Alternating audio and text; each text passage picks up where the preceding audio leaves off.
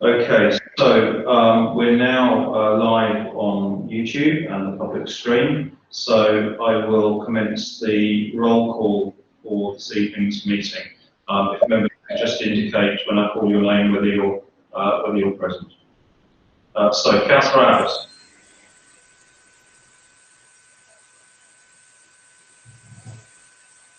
Councillor Abbott.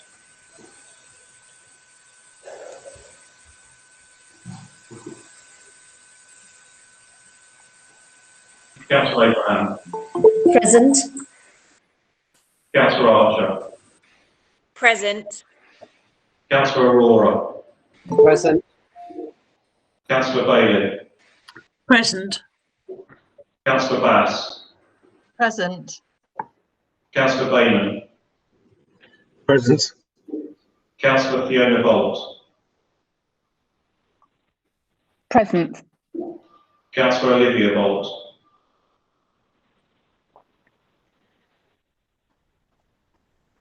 Councillor Olivia Bolt. Councillor Cobbett. Present. Councillor Cunningham. Councillor Cunningham. Present. Thank you, Councillor Cunningham. Councillor Davey. Present. Councillor Davis. Present. Councillor Dunstan. Present. Councillor Durant. Councillor Durant. Do we have Councillor Durant? Present. Sorry, thank you. Councillor Edwards. Present. Councillor Folder Hughes. Present. Councillor Fran. Present. Councillor Gander. Present. Councillor George. I'm here. Councillor Goodship. Present. Councillor Green. Present. Councillor Haar. Councillor Haar. Present. Thank you, Councillor. Councillor Heath. Present. Councillor Holt. Present. Councillor Hughes. Present. Councillor Kerr. Present. Councillor Kirsch. Present. Councillor Lidbetter. Present. Councillor Moll. Present. Councillor Netley. Present. Councillor Ravalia. Present. Councillor Ryder Mills. Councillor Ryder Mills. Do we have Councillor Ryder Mills? Gary, I think he might have been having some problem with his internet connection. Councillor Shaper. Present. Councillor Self. Present. Councillor Shepherd. Present. Councillor Stewart. Present. Councillor Faustin Sumner. Yeah. Councillor Sweeney. Present. Councillor Tyler.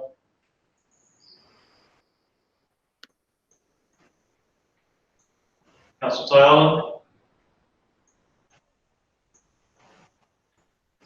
You may have a microphone issue. Okay. Thank you, Councillor. Councillor Thompson. Present. Councillor Tolley. Present. Councillor Waring. Present. Councillor White. Present. Councillor Wookey. Present. Councillor Yoganathan. Present. Councillor Young. Present. Thank you very much, members. That completes the roll call, and the meeting may now commence, Madam Mayor. Thank you, Mr. Marston. Good evening, councillors, and good evening, colleagues. Welcome to this virtual meeting of the council. And I welcome too members of the public who are viewing this meeting live on the council's YouTube channel. A recording of the meeting will also be available to play back shortly after this meeting. While we are now becoming more used to virtual meetings, they do present certain challenges which do not apply to meetings in the Guildhall, and so I hope you will therefore bear with us if some procedures take a little longer than they might otherwise in a physical meeting, or if there are any technical problems that arise. In addition to the councillors, I am joined in the meeting, who is physically present in the room with me but socially distanced, with Gary Marson, the Head of Democratic and Electoral Services, and you have already heard him on the roll call. There are also members of his team virtually present who will be assisting with the running of the meeting, including the timing of members' speeches and other officers who are observing proceedings. If it is necessary for me to seek advice from an officer during the course of this meeting, we may need to call a short adjournment. If we do this, the meeting will also be adjourned if the public live stream fails at any point, and you will be informed. To help reduce feedback, please can I remind all councillors to mute their microphones when they are not speaking. Also, could you please ensure that your mobile phones are switched off or in silent mode for the duration of the meeting. Procedures have been circulated to assist councillors to participate during the meeting and to conduct the business of the meeting as smoothly and efficiently as possible. This agenda is available to view on the council's website by following the links to Your Council, Democracy and Elections, and Decision Making and Committees. Before we commence our formal proceedings, I am pleased to ask Reverend Canon Hilary Johnson from St Mary's Church in Chessington to lead us in prayer. So, Reverend Johnson. Thank you, Madam Mayor. At this time of pandemic, when many in our community are experiencing life in different and sometimes difficult ways, we give thanks for all that has been done by councillors, by the council and volunteers to relieve hunger, anxiety and loneliness here. We pray for all of you at this evening's meeting, for the discussions and debates, that decisions may be made with thought and care, and recognizing the constraints of the financial situation, may those decisions be as fair and just as possible and contribute to the prosperity of the people and businesses of this borough. Amen. Thank you very much indeed, Hilary. Thank you. We will now turn to the formal business of the meeting. Item 1 on our agenda for tonight is apologies. Are there any apologies for absence, please, Mr. Marston? Madam Mayor, we've received apologies for absence from Councillor Bamford. Thank you. So just one apology. Under item 2 on the agenda, do any members wish to give notice of any interest that they may need to declare on items that appear later on the agenda? If you do, could you please type your name into the chat function and I will then call you to speak.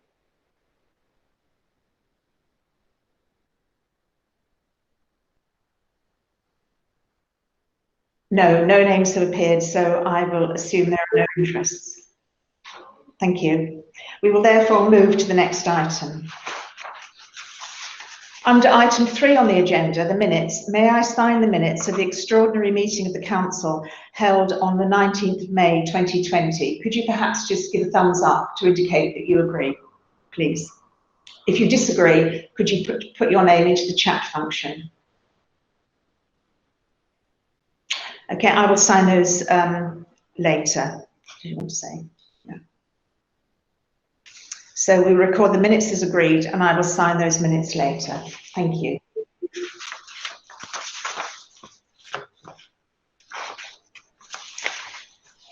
Item 4 on the agenda is the Mayor's announcements. There's only a few.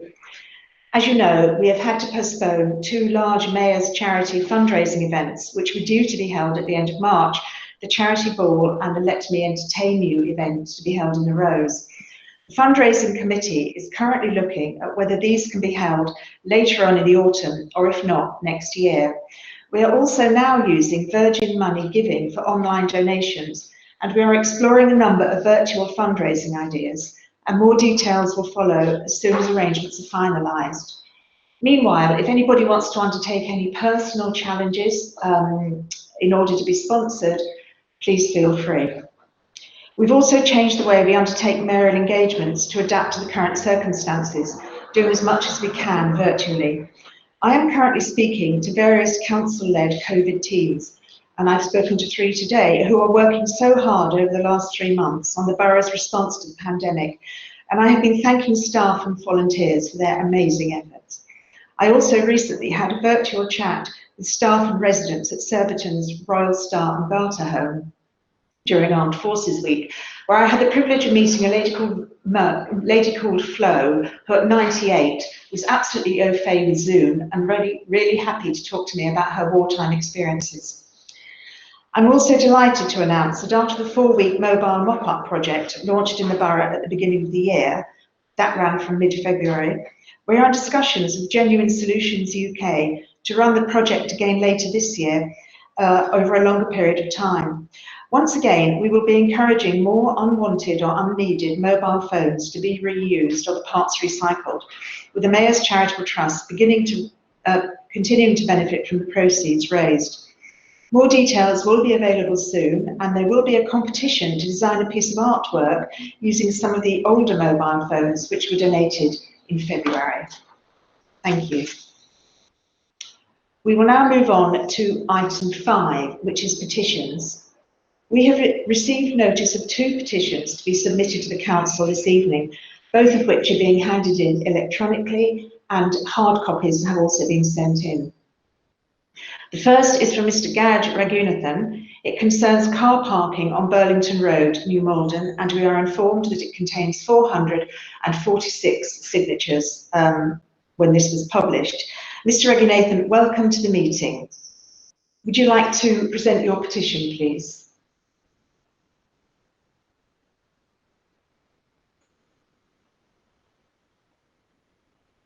Mr. Raghunathan, are you in this meeting, please? Madam Mayor, yes. I, Gaj Raghunathan, was born in Kingston and attended Burlington Infants and Junior School. Thus, I know the area very well for the past 47 years.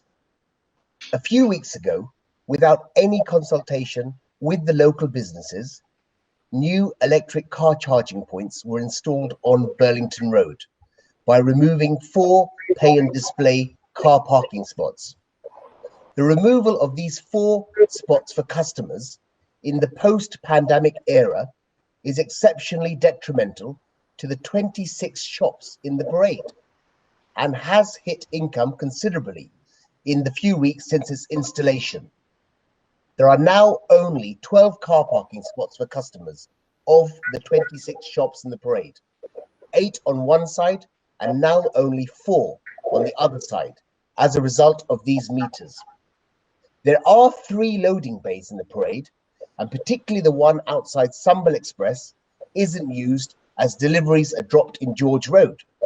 Electric meters could perhaps be installed there.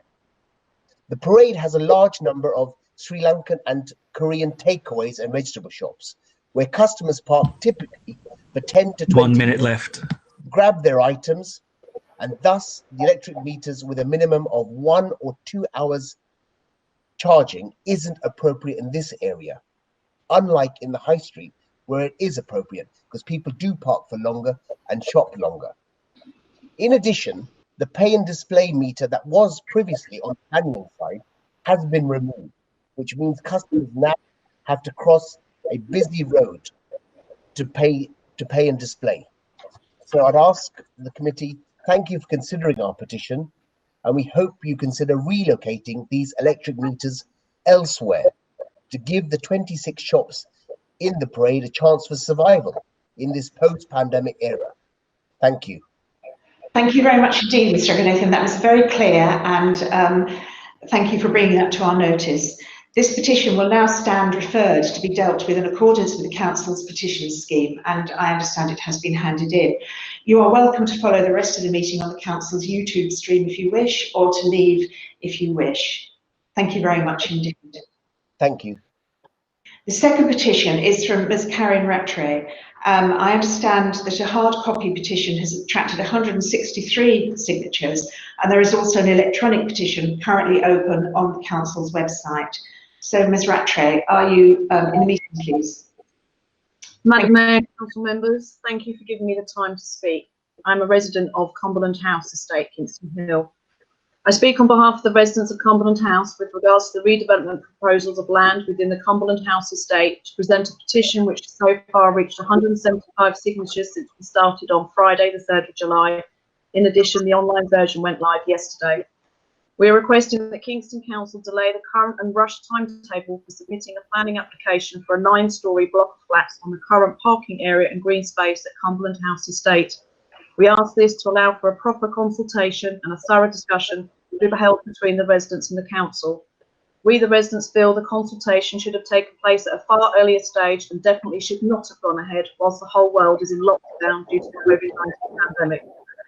The residents of Cumberland House are feeling shocked and distressed that they have been given so very little information about the proposals, and we feel that the consultation is being rushed through at this fraught time. The first any residents knew of the proposals was when letters were delivered to the occupier at the start of June 2020. 2 webinars were held on the 16th and 17th of June, were attended by only 4 persons. There are 121 properties here at Cumberland House. It became abundantly clear when I was talking to my neighbours. 1 minute remaining. Do not have internet access, do not have computer skills needed to attend webinars or complete relevant questionnaires online. And for many, English is not their first language, therefore they did not and do not understand the proposals. We feel that Cambridge Road Estate were afforded a very early consultation and were offered direct input into the plans for their estate, whilst we at Cumberland House are being treated very poorly with little to no input on the future of our estate, especially when building of this size, an increase of 1/3 of the flats already here will have a huge impact on an already crowded site and also mean a loss to our green space, a detail that many residents are hugely upset and distraught about. Therefore, we urge Kingston Council to delay the process for at least 3 months, which will allow for proper consultation to be carried out, enabling full interaction and collaboration with the current residents of Cumberland House. Thank you, Madam Mayor. Thank you, Ms. Rattray. That was extremely well presented. Thank you. That will now be dealt with in accordance with the Council's petition scheme at committee, and you are welcome to follow the rest of the meeting on the Council's YouTube stream if you wish to, or to leave it again if you wish to. But thank you very much indeed for presenting your petition. Thank you. The next item is public questions. There are up to 30 minutes for this.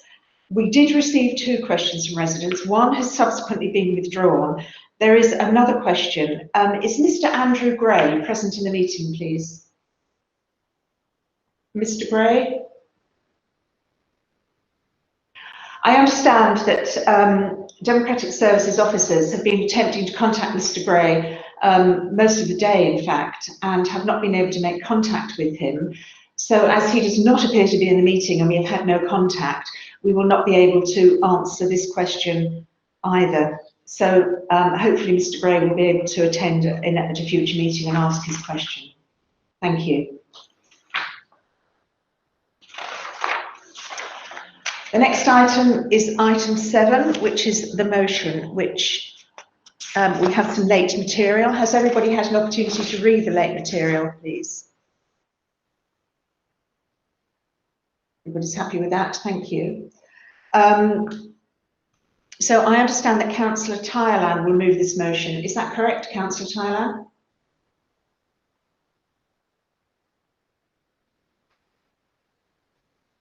Councillor Tyerland, are you present?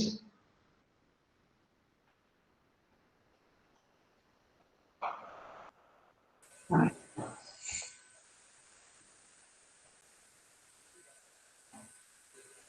To move this motion, please.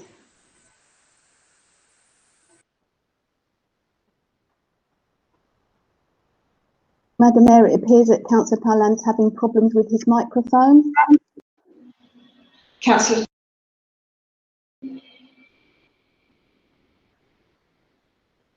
Aurora has just said that he can't hear me. Can people hear me speaking? Can you indicate, please? You can. Okay, thank you. Right, Councillor, thank you. Councillor Kerr, are you able to present this motion, please? Yes, I can present the motion. Thank you. And can somebody second this motion, please, if Councillor Thailand is unavailable?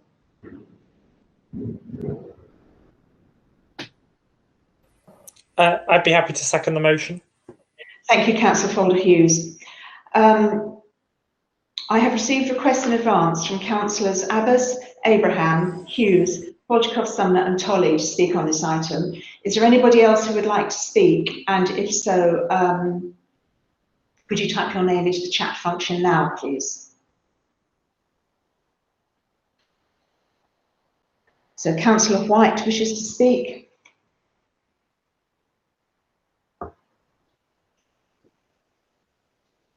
And Councillor Davis wishes to present an amendment. Thank you. So Councillor Kerr, would you like to move the motion, please? Would you like to speak first, please, to move this motion? Certainly, Madam Mayor. I would start from the point of asking whether there is there a point in having this debate. I quite accept that a virtual meeting with a very small audience is not going to change the experience of Black people in our community. We have a diverse group of councillors, but it's not lost on me that we have no Black councillors who can contribute their direct experience.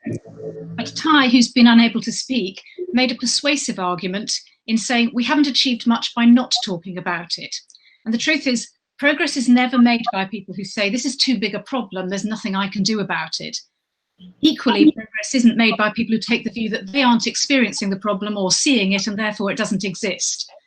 I wouldn't generally go to a man to ask if there's a problem with misogyny in an organisation, and by the same token, I don't think that as a white person, I am necessarily the best placed to spot racism. So I want to put it out there, the one thing I know about this subject is that I don't know enough about this subject. What the BLM movement has done is to urge people like me to have a better understanding of the issues and to start the process of self-education. There are two key activities here, listening and learning. Tonight is not the main meal. We're just nibbling at the crisps before dinner. We haven't even got to the starter. The real listening begins when we hear from Black voices through CREC and we learn from their experiences within our own community. Supporting this movement does not mean, in my mind, signing up to everything that everybody who is involved in Black Lives Matters proposes. I personally do not advocate defunding the police. I believe the government has done enough of that already. I have great respect for our local police, but make no apology for a commitment to work with them to ensure that our Black residents do not experience discrimination. And I spoke today with our borough commander, who was on board with that. In her words, we want more scrutiny. We talk in this motion about the national curriculum.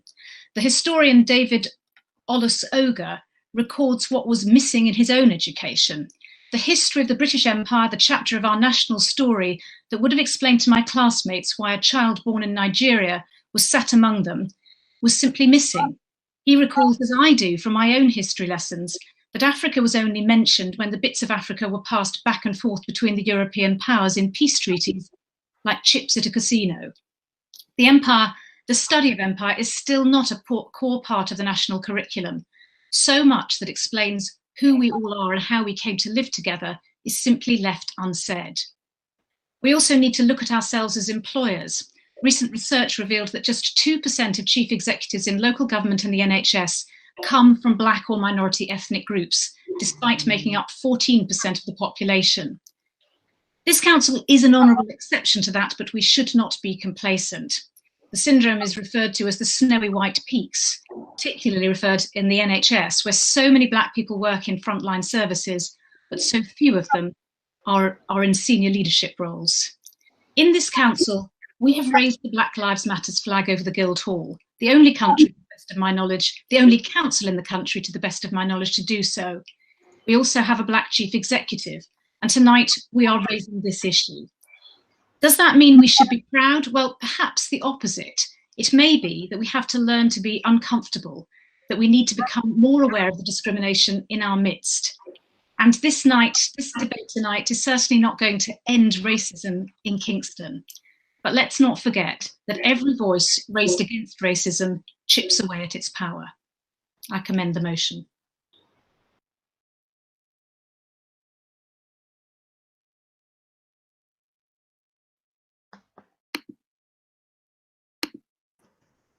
Madam Mayor, you're on mute. Okay, can somebody put me back on, please? You're now live. Okay, thank you. Thank you. I don't have control of the microphone myself, so that's why I'm having to ask somebody to do it. Thank you very much indeed, Councillor Kerr. In response to Councillor Flottkov-Sumner's question about whether somebody else can present a motion in this situation, yes, that is fine.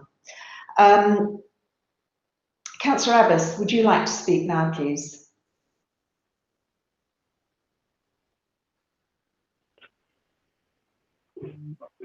Thank you, Madam. To clarify, can I be heard? I've dialed in with my phone, so it's a slightly different system to normal.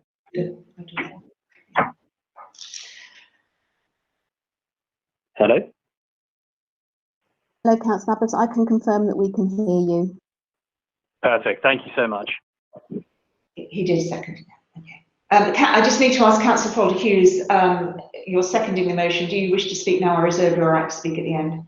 I'll reserve my right to speak at the end. Thank you, Councillor Folder-Hughes. Sorry, Councillor Abbas, would you like to continue? Thank you, Madam Mayor. I would like to echo what the council leader has just said in terms of our understanding of this issue. I think as my time as a secondary school teacher, as part of a scheme that allowed graduates to enter a community that would otherwise be poorly served by its educational opportunities and that otherwise does not get to see the best advantages in life, and some of the most disadvantaged communities in our inner city. I was placed in Willesden, a school that accepted students from Willesden and Harlesden, and even though a great many of us seem to understand the statistics, the fact behind systemic racism, discrimination, the lack of opportunity, I found that my understanding of this issue was absolutely, brought to the fore when I was able to see the lived experience of the students that I taught in that community. Being able to understand the facts and statistics is one thing, but being able to see interactions day to day, being able to understand somebody's view on their aspirations, somebody's view on what is possible in their community, what is successful, who their role models are.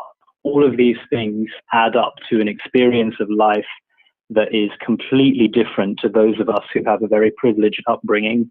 And in that community, it particularly disadvantages ethnic minorities and especially Black students.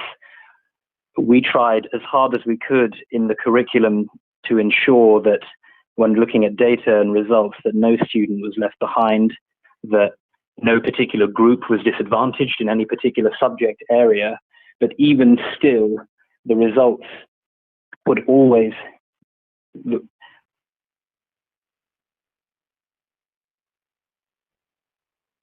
We've been unable to succeed in completely eradicating this problem because we've got a group of people all over the world unable to understand this problem because they do not have the lived experience. And even just not being a member of that community, but teaching in that community really helps me to understand. So my message to everybody else would be, despite the fact that you might know the facts and statistics, understanding the lived experience will bring you an entirely different perspective. So I would say, even in your knowledge of these facts and statistics that have been presented about crime, employment, education, that the work we've got to do to make people understand is, almost insurmountable. So this motion is an excellent place to start, but I hope from here that all of us takes the time to really understand someone else's story, to really go out and find somebody that we can learn from. 1 minute remaining. No, but that was all I had to say. Thank you very much. Councillor Abbas. Now that Councillor Tyerland has been able to join us, would you like to speak, Councillor? Sam Folder-Hughes has actually seconded the motion and Councillor Kerr proposed it, but would you like to speak, please?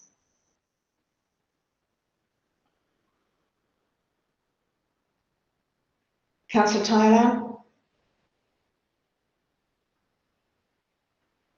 Thank you. If Councillor Tyerland is able to join the meeting, I will ask him to speak as he had indicated that he wished to. So thank you. Councillor Davis, you have proposed an amendment, which I believe will be emailed to all councillors at this point. Would you please like to speak to your amendment now? Thank you, Madam Mayor. It's actually not my amendment. It's an amendment being moved by Councillor Hughes, and I'm seconding it. I was merely indicating that I would speak on the amendment. Councillor Hughes, would you like to propose the amendment, please? I propose the submitted amendment, Madam Mayor. Thank you.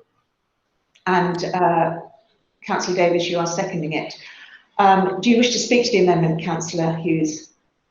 Yes, Madam.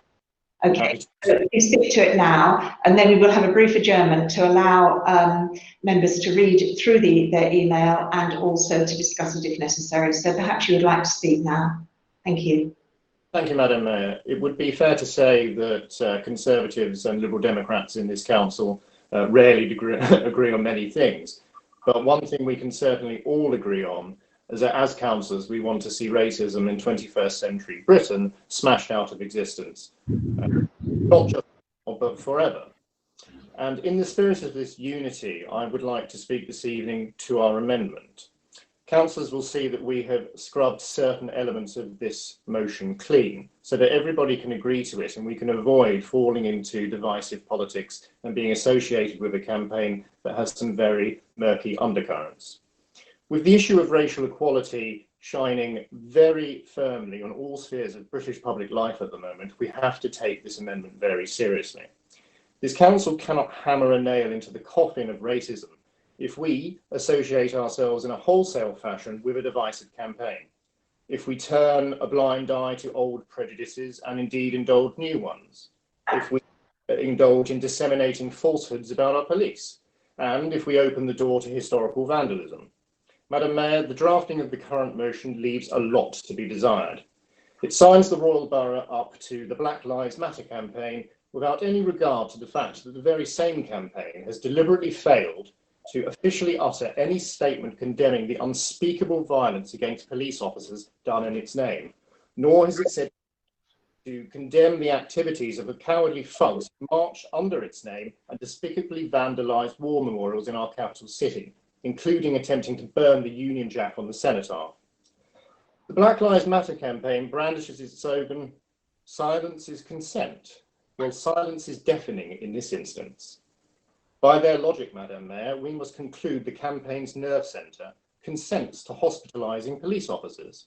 We must also conclude that they consent to desecrating the ultimate sacrifice of servicemen of any ethnic origin in the Second World War who fought to stop the Nazi jackboots squeezing the life out of this country in much the same way that a brutish knee did to Mr. George Floyd in America. We have lawyers here on this council, notably Liberal Democrat councillors Simon Edwards and Fiona Bolt. Any lawyer will tell you that if you sign up to something, anything at all, you always read the small print. In the case of the Black Lives Matter campaign, the small print isn't even really that small. They have a dedication to ruthless extremist aims such as defunding police, and I am mindful that Councillor Kerr has addressed that. But the fact of the matter is, if you sign up to one element of the campaign, I'm afraid you sign up to it all. And of course, they advocate dismantling capitalism. Worse still, the campaign's official Twitter account extols anti-Semitism under the worn-out fig leaf of criticising Zionism. But don't take it from me. Take it from the many Jewish charities in London who have shown their disgust and dismay at 1 minute remaining, Councillor. Labelling the Jewish state of Israel, and I quote, a colonial apartheid regime. If any member of this council said the same thing, they will rightly be subject to a complaint under the council's code of conduct for anti-Semitism. However well-intentioned you are for signing up to one thing, you will sign up for the rest of it. Why? In this case, because they believe the things that they are saying. I could not look my Jewish friends in the eye, my police officer friends in the eye, or my friends in the armed forces and back this motion without amendment. I would ask the Liberal Democrat leader of this council, who has seconded it, could she do the same? We don't fight prejudice with prejudice, as a Jewish charity leader has said recently. And indeed, if silence is consent, that is so very true. I urge all councillors to cleanse this motion, make it workable, and remove ourselves from the divisive elements of a campaign that turns its eye to certain forms of prejudice and has some crackpot ideas elsewhere. Let's do real work for anti-racism campaigns, not fall into a trap. That's time. Thank you. Thank you, Councillor Hughes. Now, I understand that everybody has received or should have received an email with the text of the amendment in it. I will therefore now move an adjournment for until 8:15. It's now, I think, about 3 or 4 minutes past 8, and I now move an adjournment until 8:15. Is that satisfactory for everybody? Thank you. And this will allow everybody time to read the amendment and, if they wish to confer with each other. So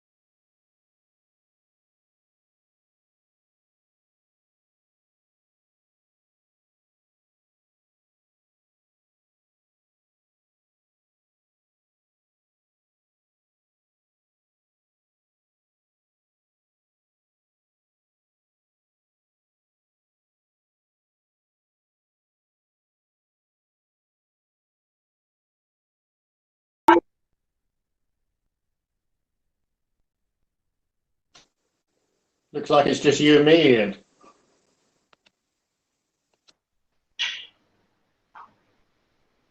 Madam Mayor, we're now back live on YouTube and the meeting can resume. Thank you, everybody. Before we recommence, may I just say that it appears that some members are having difficulty joining, and that appears to be because of a problem with Virgin broadband. So if any councillors or officers are finding it difficult to join the debate, it may be worthwhile trying to dial in, to ring in on your phone, rather than trying to access it through the usual way. And I'm sorry if that is you, and it means you're unable to take a full part in the discussion. Now, if you wish to speak on the amendment, could you please type your name into the chat function now? I have had one councillor wishing to speak, that's Councillor Sumner-Falchikov. If any other members wish to speak on the amendment, then please do. Then please type your name into the chat function now.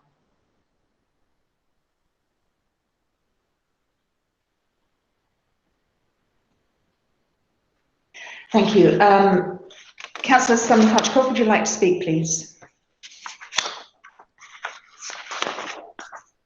Thank you, Madam Mayor. I cannot support the amendment at all, I'm afraid. Whilst I listened with interest and with some sympathy to what Councillor Hughes was saying in his initial address, when I read the contents of the motion, I was somewhat surprised by it. If you look at, for example, in the area, the council notes, it says section 1, and it mentions instances of police brutality abroad, but makes no acceptance or reference to police brutality which happens on a regular basis here in the UK. There are incidents across this country where people are victims of police brutality just because of the colour of their skin. And in any kind of moderate or temperate society, that is unjust. It really is. As a mother, there are other parents on here tonight and will be watching. I'm lucky. I have, if you like, the white privilege. I'm a white female, and I do not go through the things that many of our fellow citizens go through on a daily basis. But I have to sit and listen and try and educate my child, because children in this country are disgusted about what is happening in terms of racism. They have been surprised at what they've seen abroad, and then even more surprised to see that not only is this happening in America, it happens here in our shores. And I'm really sorry, this amendment has left me feeling very, very passionate. If I refer to section 4 of the council notes, where it talks about that we should be welcoming the Prime Minister's and cross-government inquiry. Well, I'm sorry, we should be implementing the recommendations from previous inquiries before holding a new one. I think that's despicable. Just too much to say, really. Section 6, that there's an intelligence-led approach to stop and search. Well, I know an awful lot of friends who are from the BAME community who will completely disagree, including one of my friends, long-time friends from York, who's now a teacher in North London. He is stopped on a regular basis and searched just because he is black. He is a black teacher and he gets stopped. And it is a disgraceful thing, and we will not solve that problem until we accept it is happening.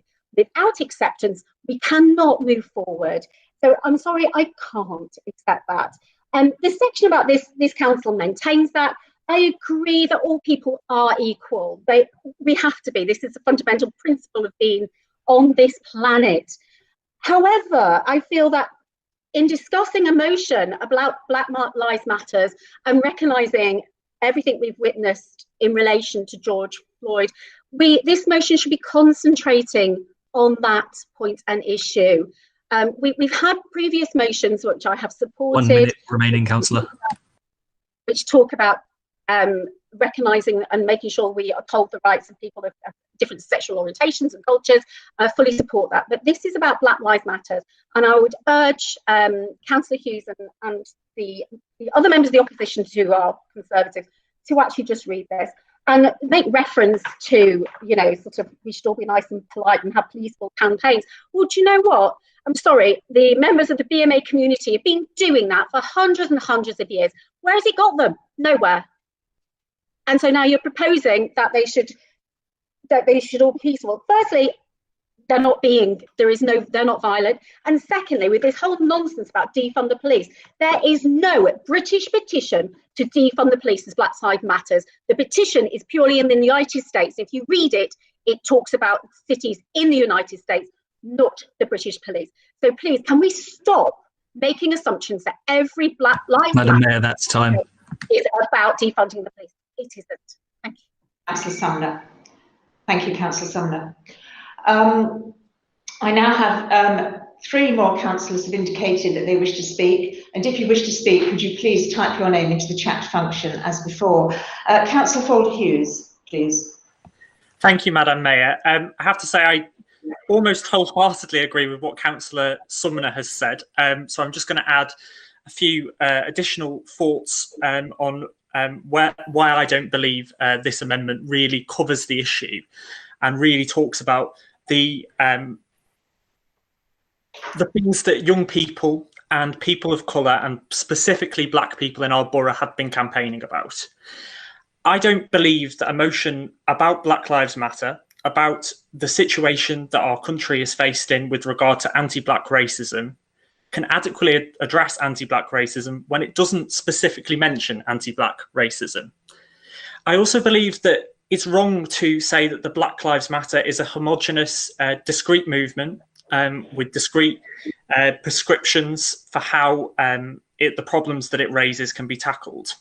Like Councillor Sumner, I don't support defunding the police. I don't think if you look at what US people who do support defunding the police say, they believe that resources should be moved away from their incredibly well-funded police departments towards social programmes and towards youth programmes. In the UK context, quite frankly, there isn't enough in the police pot at the moment to be moved towards supporting those programmes. And frankly, I don't think it would be the right approach. I think we have in this country a culture of policing by consent, and where there are problems, and I believe that there are problems, you are 47 times more likely to be stopped and searched if you are a Black male in this country than if you're a white male. The solution is to go back to those principles of policing by consent and listening to communities. So I don't support the amendment. There are some paragraphs where I think there's some merit. The paragraph on supporting a Runnymede Trust review of racial disparity in Kingston, I think is a fantastic idea. I also think that the paragraph on modern slavery has a lot of benefits. And I also just want to say that I am really pleased that Councillor Hughes started his speech by talking about the fact that the Conservative group in Kingston are not do support anti-racist aims, and I am pleased that their motion does support anti-racist aims, because it is important that we don't fall into a US culture wars style debate on this issue. I don't think it does anybody any good to have parties on the right which are which have racist aims and pursue racist policies, and parties on the liberal and socialist ends of society which pursue a different set of aims. So whilst I don't agree with this motion, I do appreciate that it was done with some good sentiments at heart, and I think it's important to acknowledge those.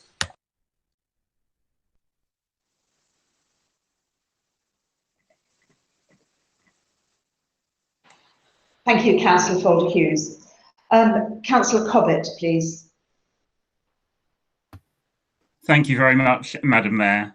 This is probably a first for me in that I'm speaking in a debate that Councillor Fauchikoff-Sumner has also spoken in, and I'm also going to agree with quite a lot of what she had to say. I'm not sure which of the two of us will be more horrified by that, but this is the sort of issue where actually there should be cross-party cooperation where you can have it.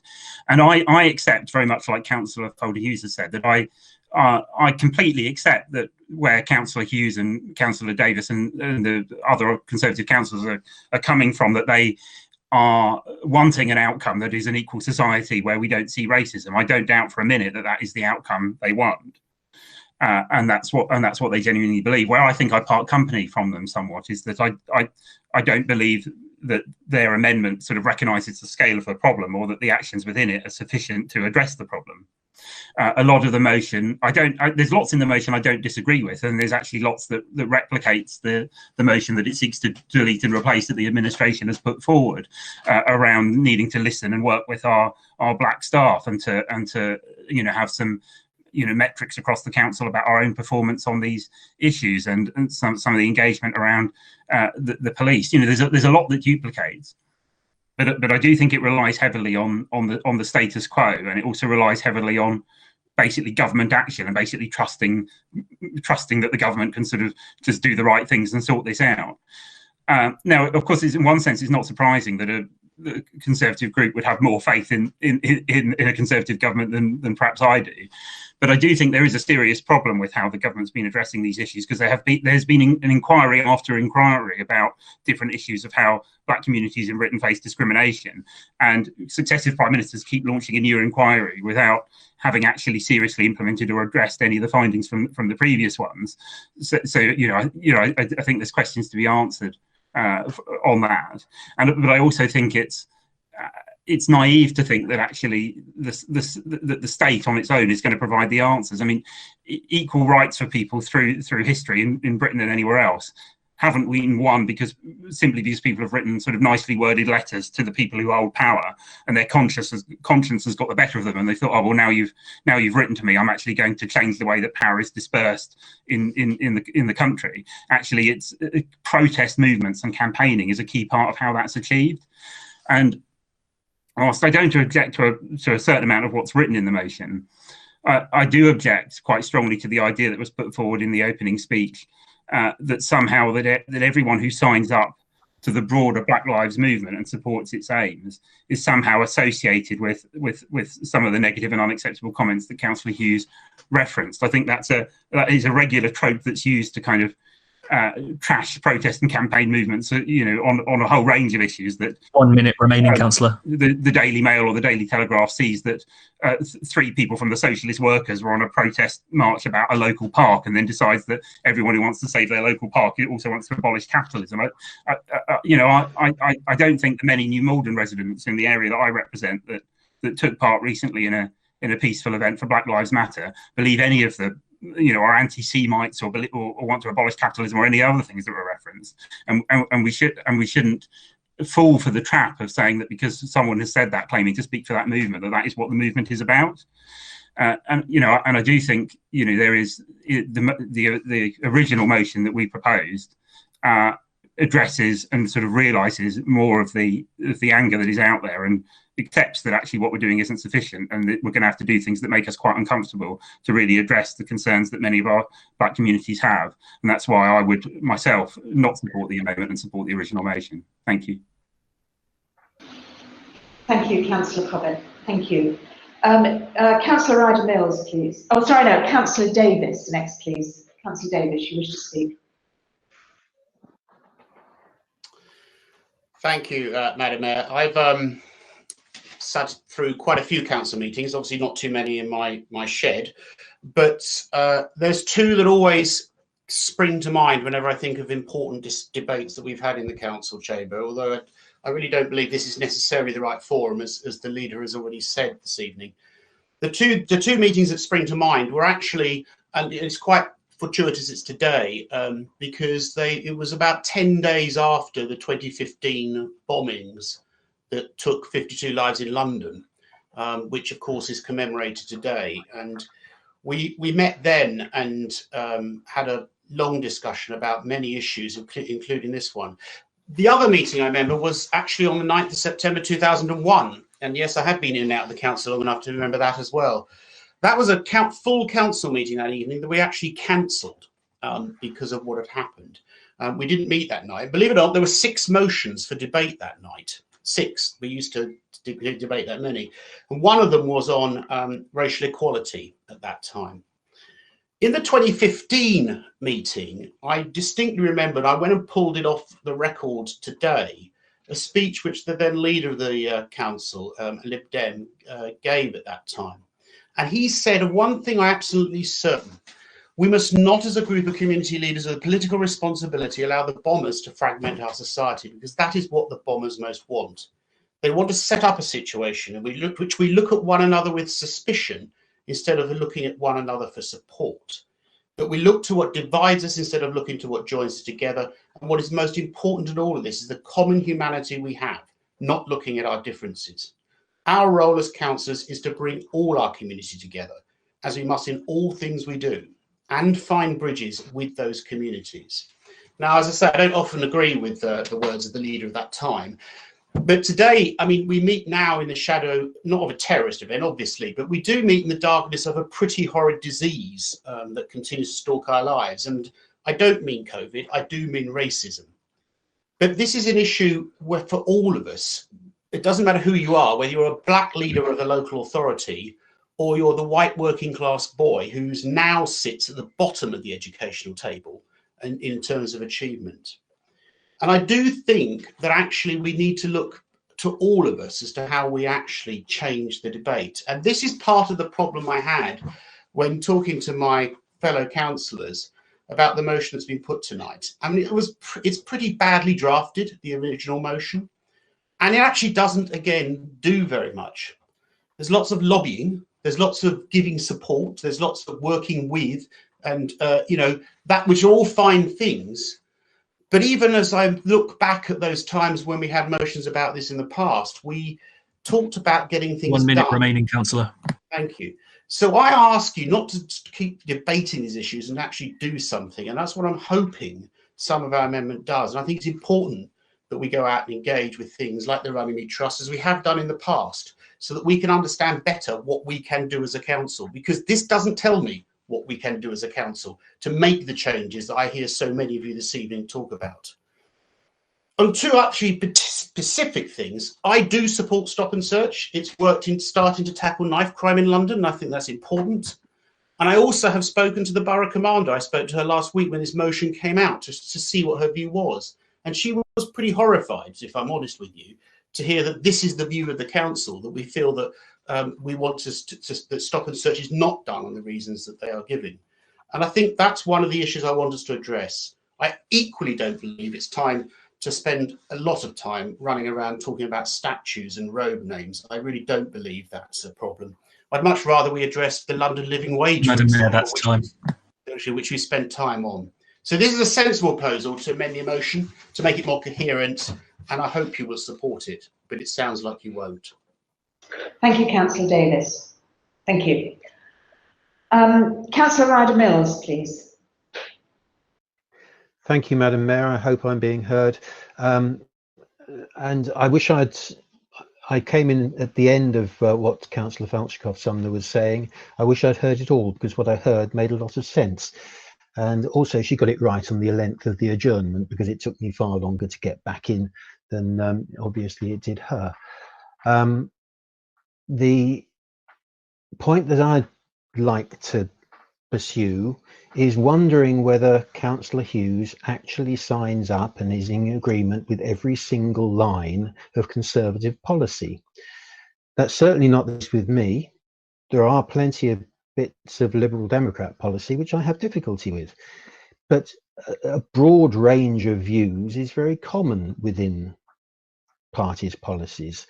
One of my proudest moments is actually voting against my boss, Sir Edward Davey, in conference when I thought he'd got it wrong. He still employs me though, we still get on tolerably well, I think.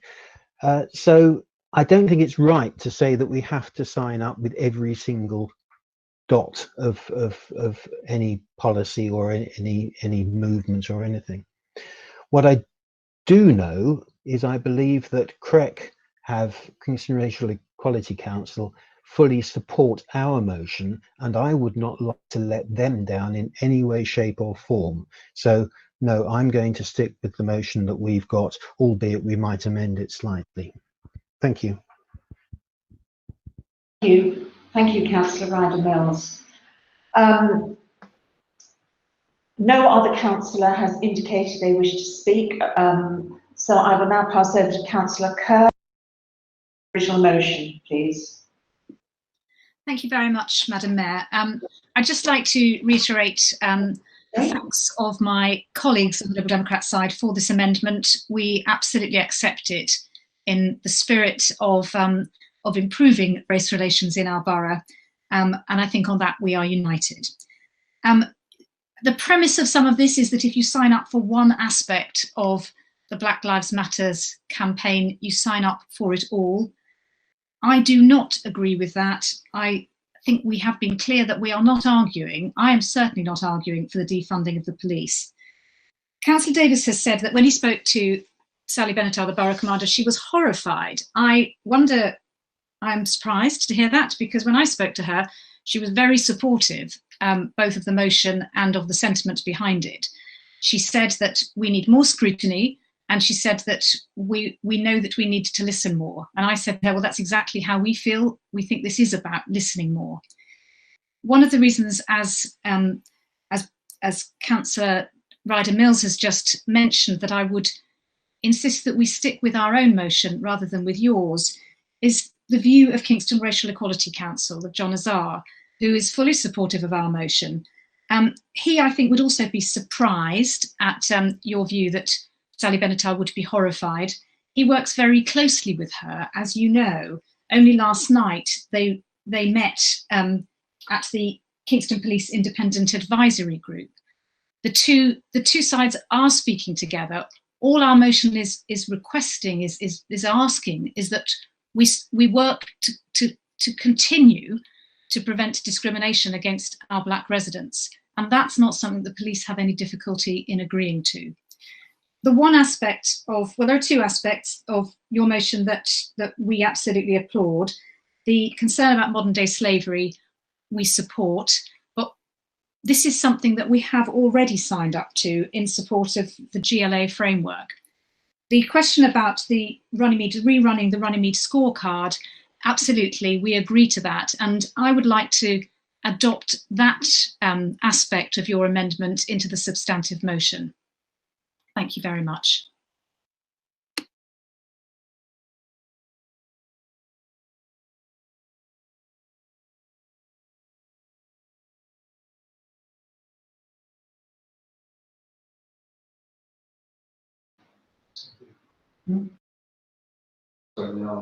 I'm sorry, I was muted then.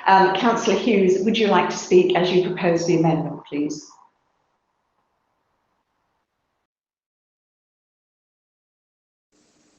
Sorry, Madam, can I just ask what you are wanting me to speak on? You propose the amendment. Is there anything you would like to say, or would you like to sum up before we vote on the amendment, please? I would just like to say, thank you, Madam Mayor, that it seems to be a base misunderstanding from some of the reflections that I've had thus far, that the Black Lives Matter campaign as it exists at the moment does not have a formal structure. So as David Ryder-Mills says, it is not comparable to being a member of a political party, where, of course, if you sign up to a manifesto and the principles of that party, you may not necessarily agree with all of it. But the difference is with the Black Lives Matter campaign is that it doesn't have that structure. It has no accountability in terms of its decision-making nerve centre. We don't really know who they are. Yet it seems to have policy platforms which are pushed out via its official channels, yet at the same time it doesn't appear to disavow itself from the negative consequences of it. I do believe that it is extremely dangerous and a perilous path for this council to sign up for a campaign, or more importantly, be seen to sign up to it, which may imply its campaign aims in their entirety. So, you know, in the spirit of unity, that was issued as a cautionary note. So I also, I'm appreciative of Councillor Kerr for adopting an element of this motion. It would seem to me, though, that there is also a further misunderstanding that you have to make it clear that you are not signing up to it in its entirety. So maybe Councillor Kerr may wish an additional amendment to her original motion, which is to take into account the fact that you need to project your disagreement with certain elements of the policy. Anyway, I've just offered that up as a suggestion, but I'd move my amendment formally, and I hope that some councillors will change their mind. Thank you very much. Thank you very much indeed. Thank you very much indeed, Councillor Hughes.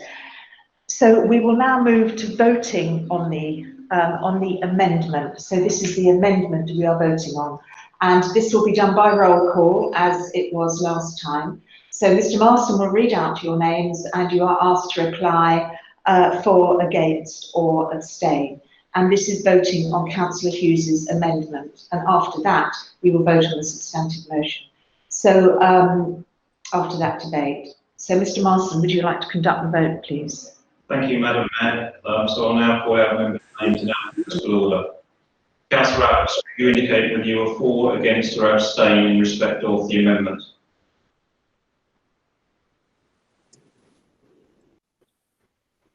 Councillor Roberts.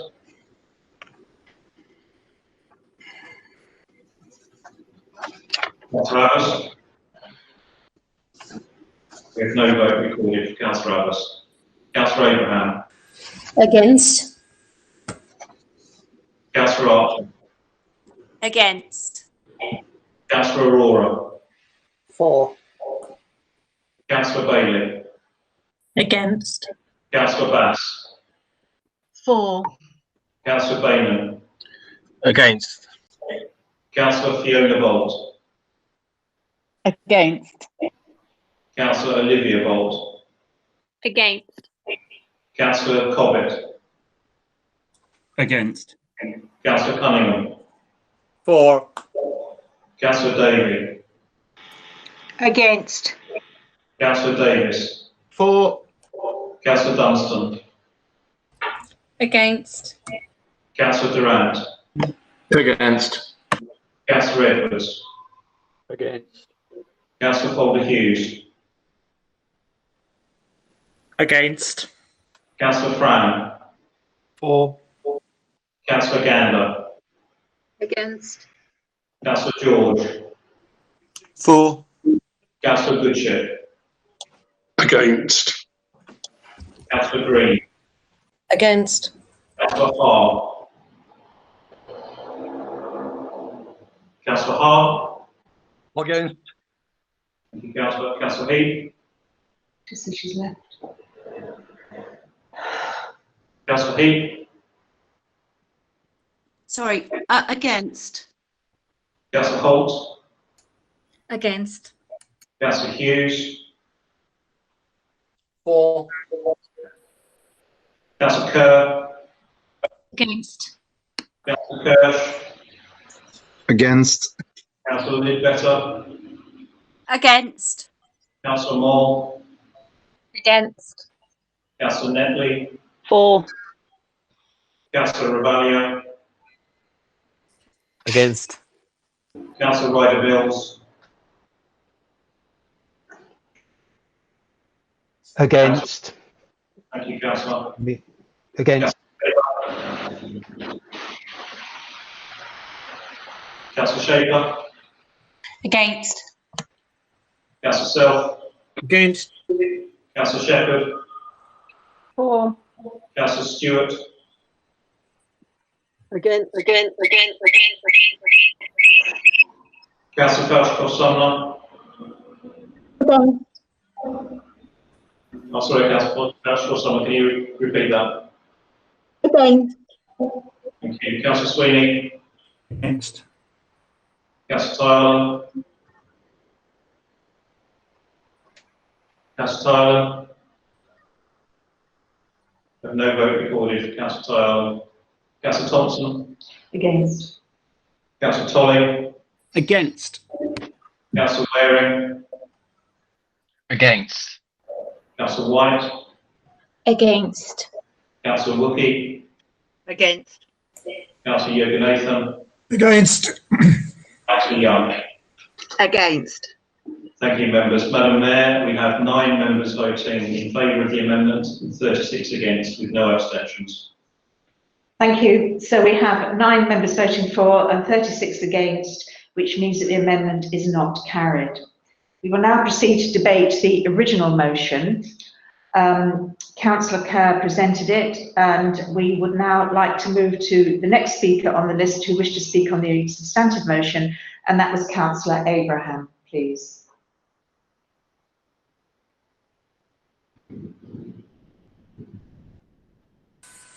Thank you, Madam Mayor.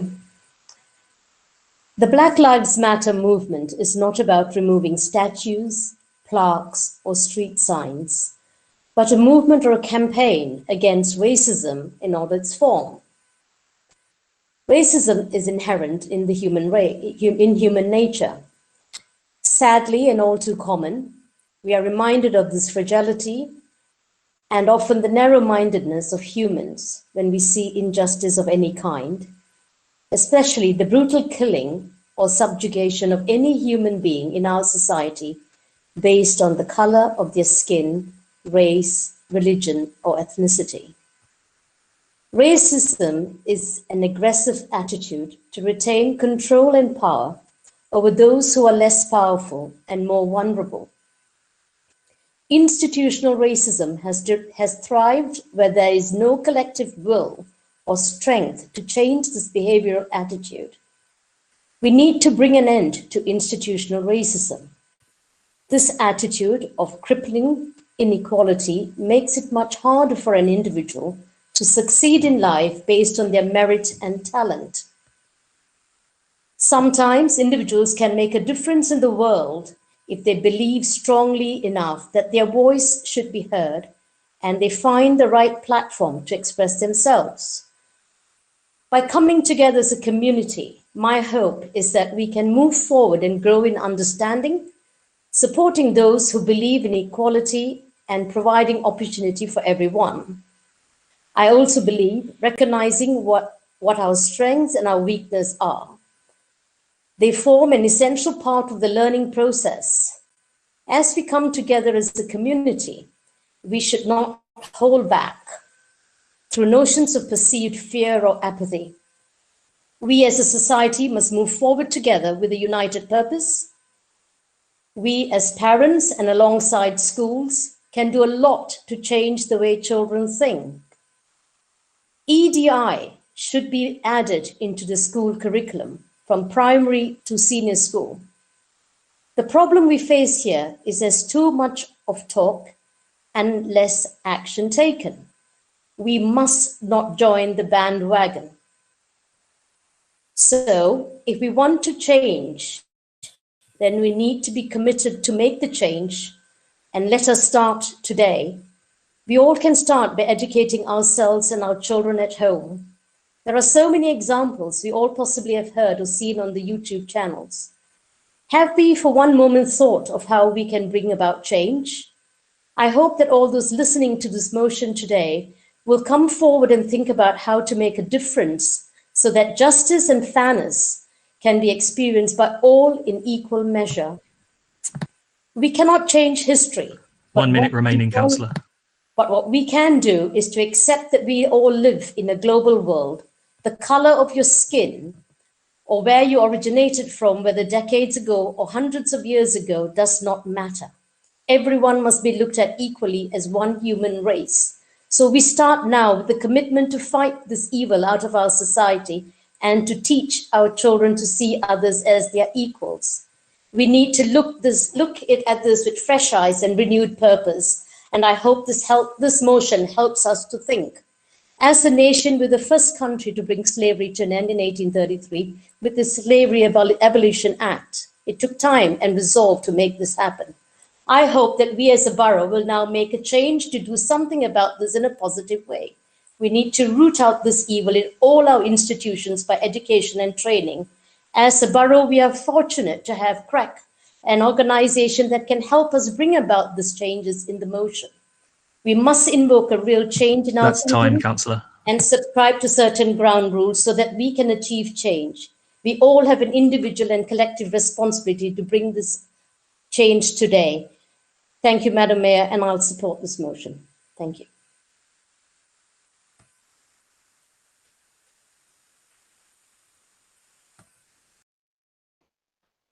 Thank you, Councillor Abraham. Councillor Thailand, are you in the meeting now? Can you hear me, Councillor Thailand? No. Okay, thank you. Councillor Flodgecroft-Sumner, please. Thank you, Madam Mayor. Can I just start by thanking Councillor Abraham for many of her words. I agree with a vast majority of what she said. However, where I can't agree is the concept that this motion does something.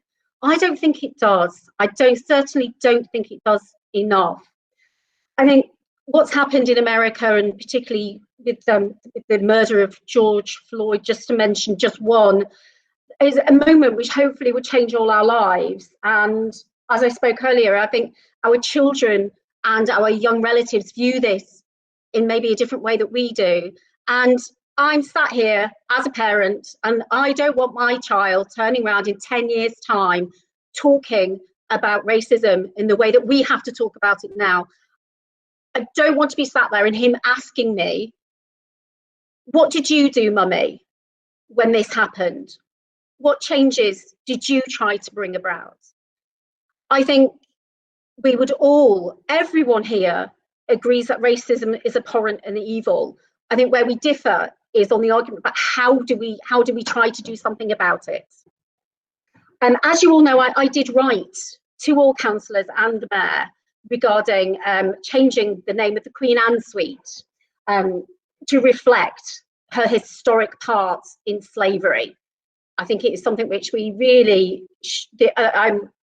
personally, I think we should not be glorifying somebody who played such a role in actually negotiating the contracts for slavers in the UK. Plaques, road names, and in some cases statues.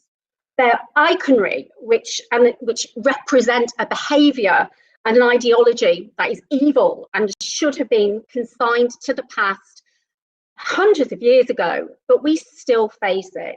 So I don't believe that plaques and road names are innocent and shouldn't be looked at. I think they represent behaviours which we should not be celebrating. And that's my view. I feel it is a view of quite a few other people out there as well. With regard to statues, I certainly think one of the minimum things that this motion could be doing, which doesn't mention, is it should be looking at putting some kind of educational boards outside the Queen Anne statue and explaining her role in the slave trade. And it makes no mention of that. It only really talks about doing things and rather than taking action itself. And that goes against the principle of what we're talking about, talking truth to power. The Black Lives Matter is all about talking truth to power. And this really doesn't, I don't think it does enough. I would encourage my Liberal Democrat colleagues to do more. And if we look at part 3 of the council will, and it talks about stop and search, if you read the 1 minute remaining, councillor. It discusses that black people are advised to allow police to continue with their search and follow guidelines to avoid antagonising officers and avoid maintaining eye contact. I'm sorry, that sends shivers down my spine. We should be actually in our borough saying, I'm sorry, this is not a practice we should have. I'm sorry, nobody, regardless of who you are, should actually be instructed by the council to comply with these orders and not to antagonise officers who have stopped you for no reason and avoid eye contact. I'm sorry, the term using avoiding eye contact, it's inferring some kind of subservience. And I think it's wrong. I think it's wrong to the very root of my core. I also feel that Section 6, you mentioned working with KERC to facilitate events like Black History Week. Of course, but we do that already. So the motion seems to be about talking about things and maybe doing things, but then doing things that we're already doing. That's time, councillor. Changes, and I urge you all to make changes. Thank you.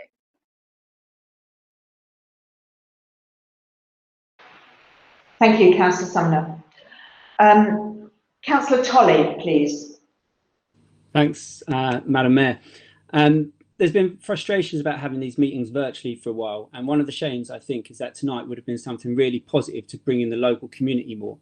The BLM movement is rightly striking a chord with people at the moment. The conversation tonight should celebrate good things we've done, but if we're doing it right, it will also be uncomfortable for a lot of us. As a straight white man, I'll never understand prejudices people have had to live with and fight against. I can learn about it, I can try and educate myself about it, but I'll never really understand. But it's time for us, white people, to step to the front and become allies. There's many types of racism, but BLM is specifically about black people, and I don't want to conflate other groups with this. The death of George Floyd shocked the world, or at least some of it.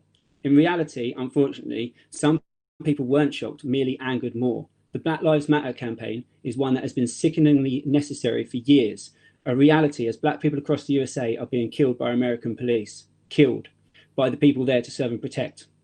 We also see systemic racism through various state institutions and certainly within the UK. Black people are 3% of the UK population, but 8% of the deaths in custody are black people. The government's own figures show that stop and search is a discriminatory policy, and I'm glad that Lib Dem policy is to scrap suspicionless stop and search. But of course, it's not just the police, it's every aspect of society. It's in our history, it's in our statutes, but it's not in our classrooms. As white people, we need to check our privilege. Yes, white people can have real struggles. No one's saying that's not the case, but we will always have an easier route and better opportunities in life, just because of the amount of melanin in our skin. It's also in the political world. Locally, none of our elected members are black. I have no idea if any candidates in the 2018 elections were black. We don't see enough black faces in Parliament. And if people don't see faces that look like theirs, then there's a barrier there already. In my business life, I need to examine why the last black member of staff we had was over a decade ago. Despite borrowing so much from music rooted in black culture, why are so many artists who play gigs in Kingston predominantly white? I need to look at my personal life too. At my wedding, there were just 2 black people there. And why is this happening? First, we have to admit there's a problem. If we don't know where the solution lies, we need to try and start finding it out. I'm happy to see politicians from this council up to the leader of the opposition in the House of Commons undertake unconscious bias training. If we don't realise what we're doing wrong, how will we start to put it right? Because there's a huge difference between being non-racist, as I'd hope we all are, and being anti-racist, which is when we're looking to do something about the prejudices and discrimination which exist daily.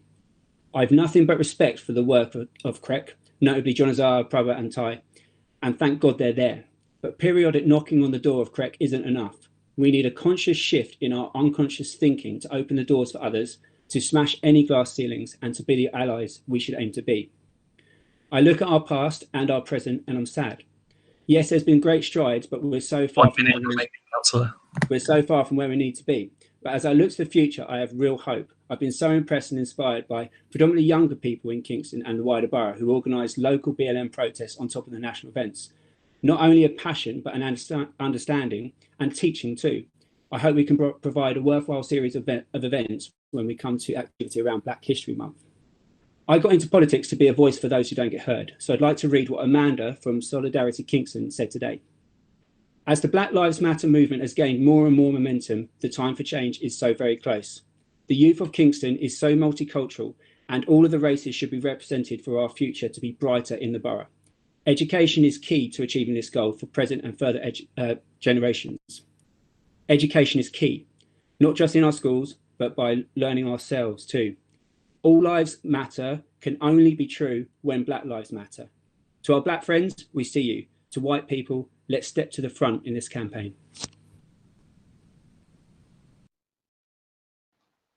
Thank you very much indeed, Councillor Tolley. Councillor White, please. Thank you very much, Madam Mayor.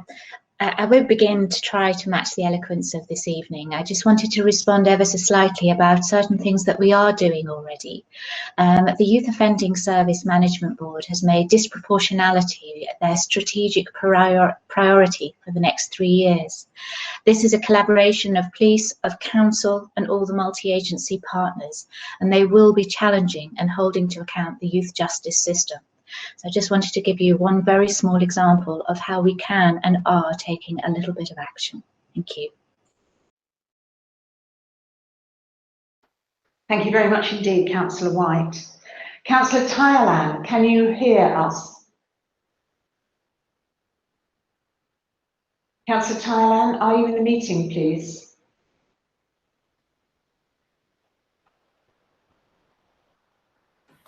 Okay, thank you. I'm sorry. Councillor Hughes, you wish to speak on the substantive motion? Yes, thank you, Madam. I think it's worth reiterating, this council is united when it comes to... Hello, Ty.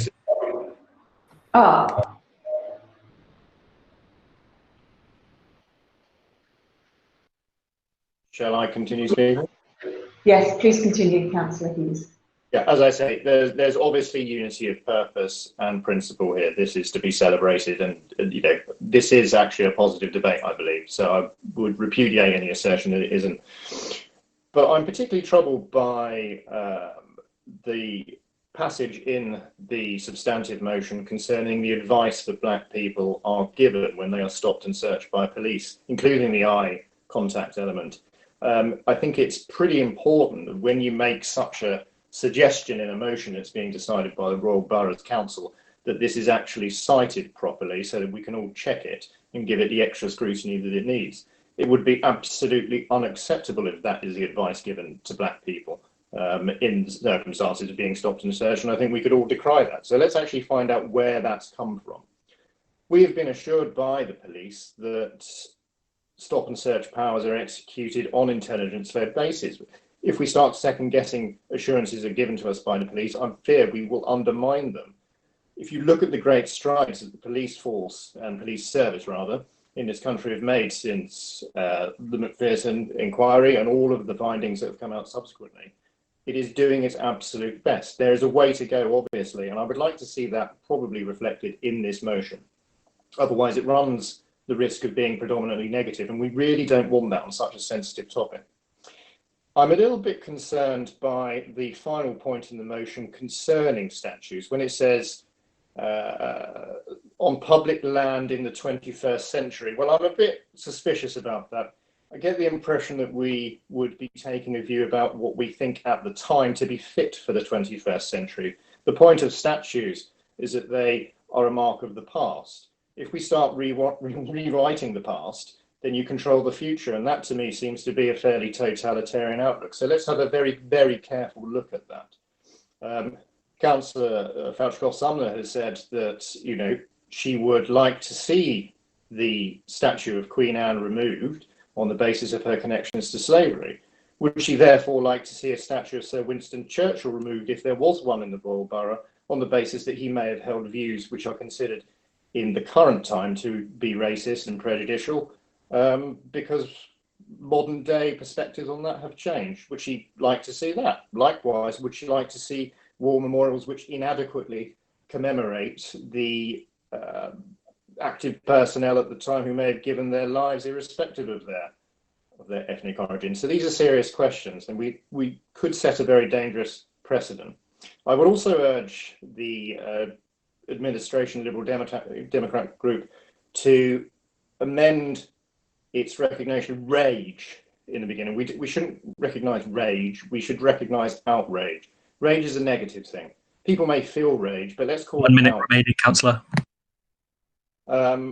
And I would also like to pay tribute to every single member of the Royal Boroughs community who engaged in peaceful protest in the borough. This hasn't happened elsewhere, and that was partly the motivation for my concerns in the amendment and my address to it, because I would like to see violent behaviour, lawless behaviour actually tackled in substantive terms in this motion, so that we can celebrate the good aspects of this new awakening when it comes to racial prejudice in society, rather than just turn a blind eye to it. Thank you, Madam Mayor. Thank you, Councillor Hughes. Councillor Sumner Falchkoff, you wish to respond on a point of order. Could you do so now, please? Thank you very much, Madam Mayor. Just on a point of personal explanation, neither in my letter to fellow councillors or in today's debate did I say I supported the statue being removed. My letter requested a discussion on the statue.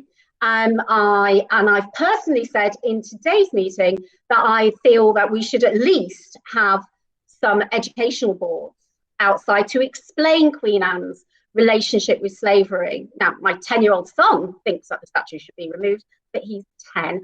I don't necessarily support it, but I know that it is something which I think should be open to larger debate. Thank you.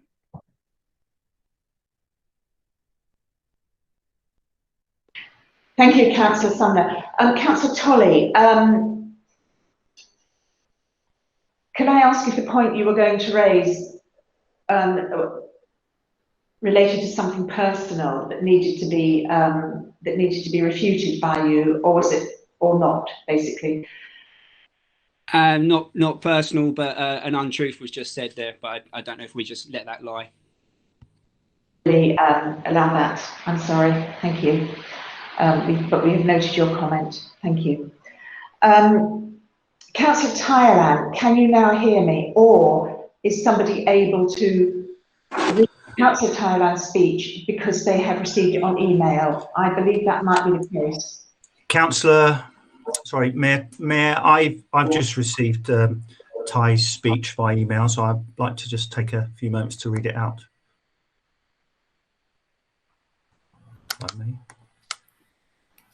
Yes, that's fine. Thank you, Councillor Sweeney. Please continue. Okay.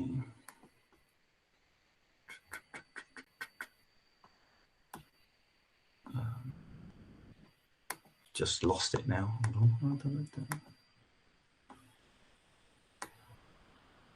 Okay. Okay, so these are the words of Councillor Tyerland. Madam Mayor, I am pleased to propose this motion. The horrific death of George Floyd at the hands of a police officer in the US sent shockwaves around the world. The feelings of injustice ran so high that people ignored the warnings of COVID-19 and came out to protest. It highlighted racial issues in the UK. I have lived in the UK for just over 50 years, the last 44 years as a resident of Kingston Borough. I have experienced racism in the early 70s during my student life in London. There were major incidents of hate and protest marches over the years. The murder of black teenager Stephen Lawrence in 1993, the alleged murder of Ricky Reel in Kingston in 1997, Derek Malundo in 2017, and Malik Chatun in 2018 in Cambridge Road Estate in Norbiton. Monkey chants in football matches, racism and hate crime hasn't gone away. The Group for Racial Understanding and Equality was set up in 1978 in Kingston as a result of the Race Relations Act in 1976. Kingston Race and Equalities Council worked closely with the council, police and health sector to formulate policies. There were positive steps towards eliminating discrimination and inequality. The first black police borough commander, Jeff Braithwaite, from Caribbean background, was appointed in 2001. When he retired in 2003, his replacement was the first female borough commander, Angela List. Stop and search can be a good thing, but should not be based on racial profiling. Home Office figures from 2018 to 2019 show that the police stopped more black people than white. There were 4 stop and searches for every 1,000 white people, compared with 38 for every 1,000 black persons. Despite black people making up just 12% of London's population and white people 59%. There were instances of professional black people being stopped. A recent example is the nurse Naomi Bennett. In Kingston, we have developed a good working relationship with the police through an independent advisory group. We analysed the stop and search findings and discussed major racial incidents. We must continue this partnership and with the police to ensure that the policing in the borough is proportionate and fair to all residents. There have been protests about glorifying people involved in the slavery trade in cities across the world. We should not engage in any knee-jerk reactions. We should have a meaningful discussion with the communities and organisations to review the historical symbols in the borough for its appropriateness in the modern era.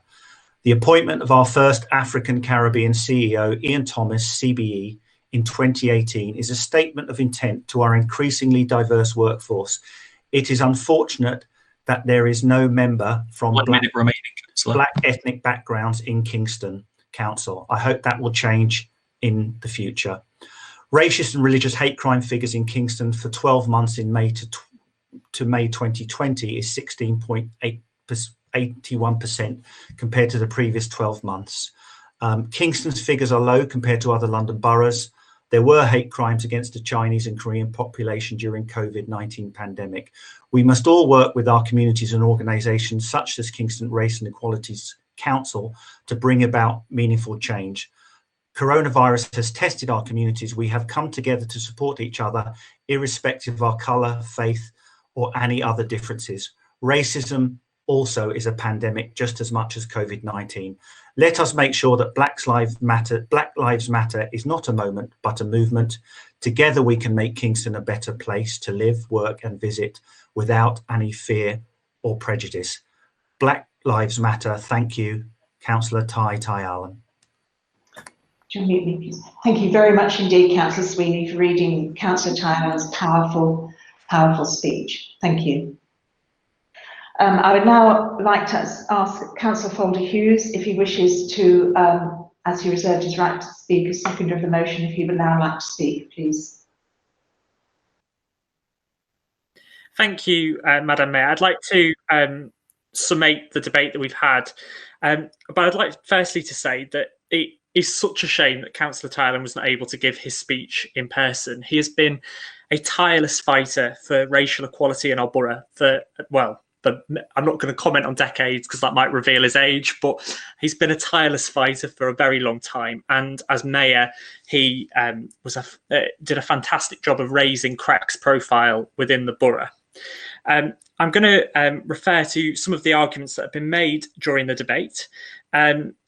So I think the first point that was made by Councillor Falchikoff-Sumner around the motion not having enough action in it, I actually think that the role that we need to play as a council at this stage in the process is to listen and to reflect and to see this as an ongoing process. Whilst I agree that the actions in this motion are limited and they will not solve anti-black racism in Kingston, nor could any council even achieve that by itself.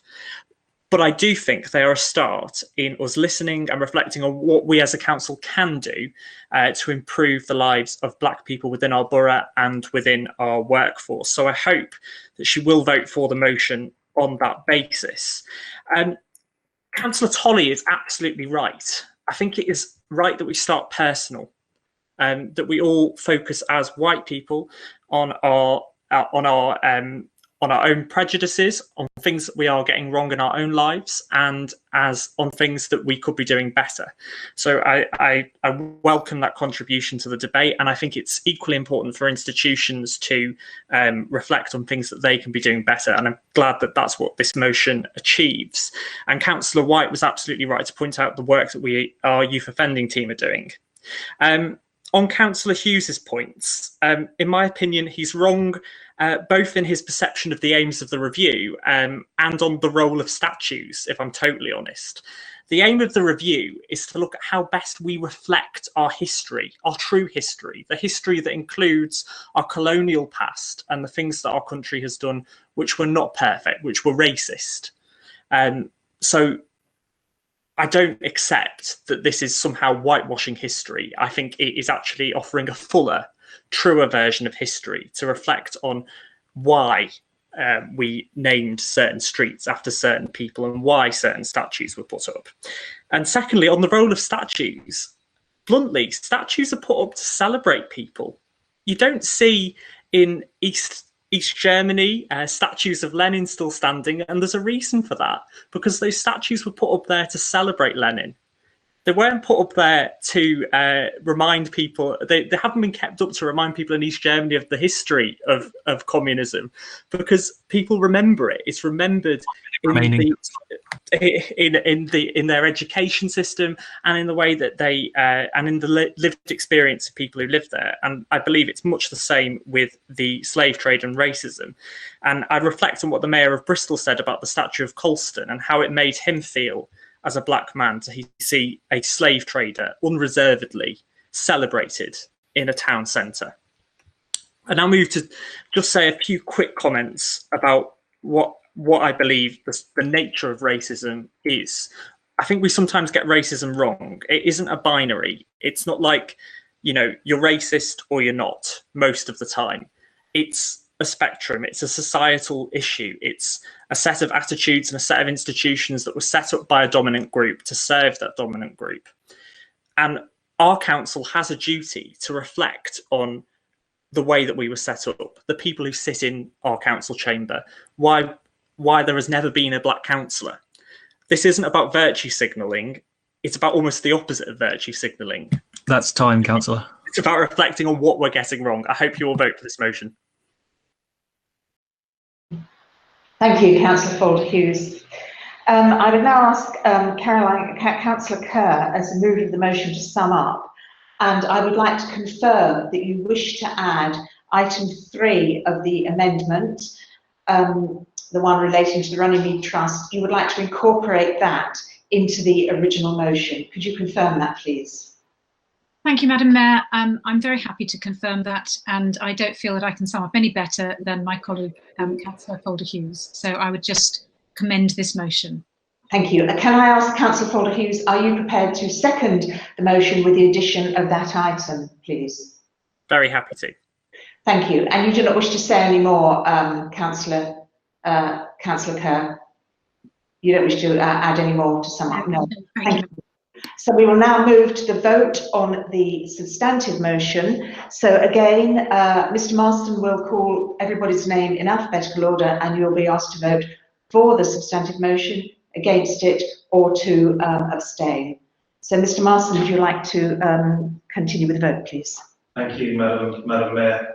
I will call out first Councillor Abbas. Now, I understand that Councillor Abbas has been having some problems with his microphone this evening. If he would like to indicate whether he votes for, against, or abstains in respect of the motion in the chat function, please could he do that. In the meantime, we'll move on with Councillor Abraham. For. Councillor Archer. For. Councillor Aurora. Abstain. Councillor Bailey. For. Councillor Bass. Abstain. Councillor Bayman. For. Councillor Bolt. Fiona Bolt. For. Councillor Bolt. For. Councillor Cobbett. For. Councillor Cunningham. Abstain. Councillor Daly. For.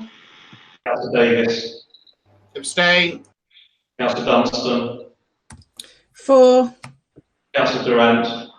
For. Councillor Edwards. Councillor Edwards.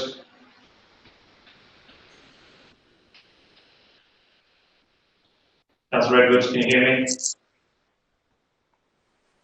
Yeah, I've come back on. Yes, I can hear you, and I'm for the motion. Thank you. Councillor Folder-Hughes. For. Councillor Fran. Abstain. Councillor Gander. For. Councillor George. Abstain. Councillor Goodship. For. Councillor Green. For. Councillor Hart. For. Councillor Heath. For. Councillor Holt. For. Councillor Hughes. Councillor Hughes. Abstain.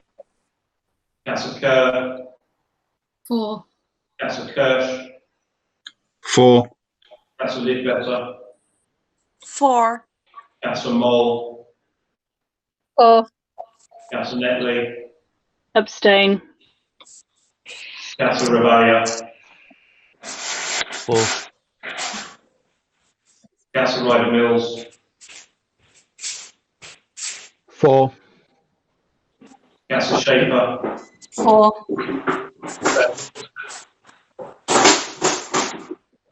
For. Councillor Self. For.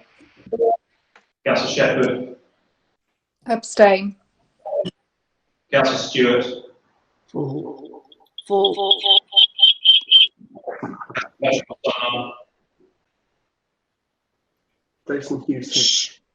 Councillor Felchcott-Sumner. Excuse me, point of order, please, Madam Mayor. I'm very confused as to what we're actually voting on. We rejected the amendment, but now you've taken components of the amendment. So surely we should be actually having an amendment to the amendment and voting on that, or the Liberal Democrats should be tabling an amendment to their own motion. So I'm slightly confused here because you've rejected an amendment, but you want to take two elements of the amendment.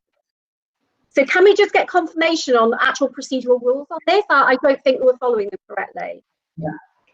I'm going to ask Mr. Marston to comment on that, please.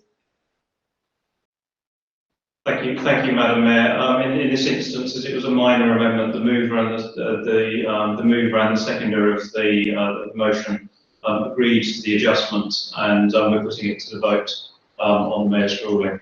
Thank you. Councillor Flashcroft-Sumner, how do you vote? We shouldn't really read out the full motion. Shouldn't that be read out if it's an amendment? Because obviously we've got people at home who need to know what's actually being voted on.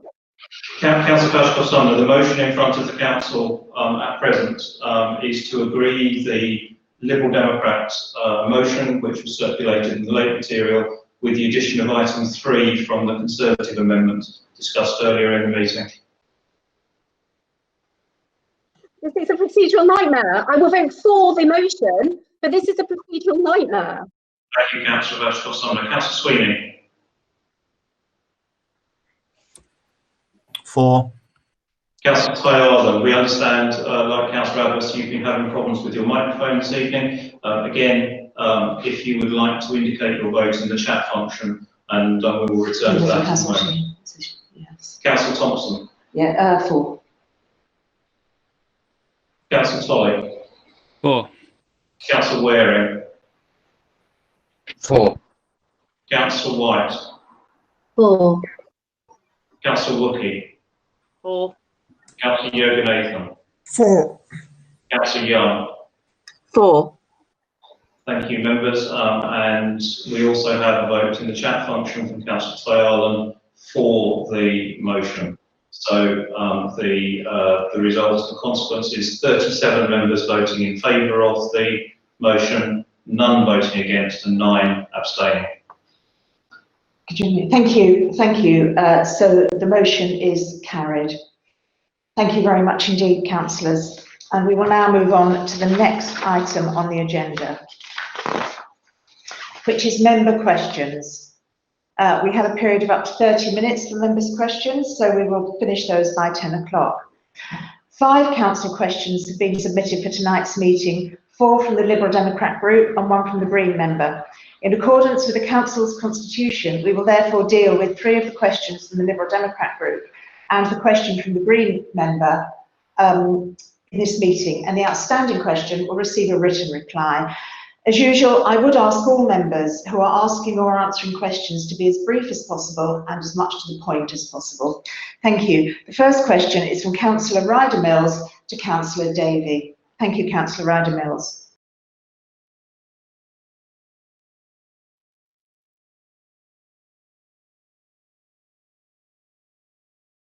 Councillor Ryder-Mills? Right, we'll move on to the next one, I think. So it appears that Councillor Ryder-Mills is having some problems, so we will move on to the second question, which is Councillor Abbas to Councillor Gander. Is Councillor Abbas able to... I'm sorry, I'm now on. Yes, please do. Okay, back to Councillor Ryder-Mills. Would you like to ask Councillor Davey your question, please? Yeah, okay. Thank you, Madam Mayor. How successful has Kingston been during the coronavirus crisis in supporting our homeless with emergency accommodation for rough sleepers? I'd like to say a great thank you to all the officers and to KCAH and to all the volunteers, because without them we could not have done the most amazing job that has happened. On the 26th of March, Louise Casey announced that all rough sleepers should be accommodated under the Everyone In initiative. We managed to house people by the started housing them in the first tranche we housed on the 27th of March. By the 5th of April, we had managed to not only house the people within Kingston, but all the people who had been temporarily put outside in Surrey, in travel lodges in Guildford and surrounding areas. We brought them into the travel lodge in Kingston, also in Cairn House. And then we've started a process of trying to understand how we can get these people, the rough sleepers, pathways to houses, homing, to find homes. Because the thing is that people who are rough sleepers are not a homogenous group. You can't just say, right, we're just going to put you all in one block, all treat you the same. There are a variety of people, they're individuals, just like any one of us. And then what we've been doing is not only an understanding of the culture of homelessness and their attitude towards the council and the community and their attitude towards finding homes, but we've also been doing detailed medical assessments with the help of the CCG, but also a holistic assessment through KCAH. So we're able to understand the level of needs of particular groups, but also understanding the support that they could have. The idea is that when we get people into permanent housing, that is the government's purpose, and our purpose is to keep people off the street. And this is where the challenge comes in, and this is where the sincerity of the government's commitment to ending rough sleeping comes into play.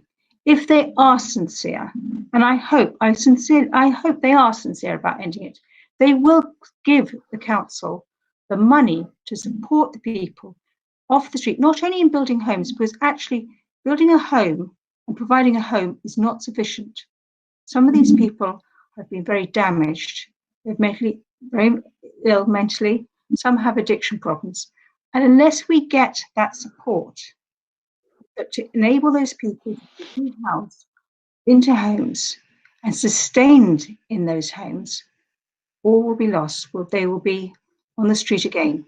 We as a community will have failed them again, and we cannot afford to fail these people again. So the challenge really is central government sincere about ending rough sleeping?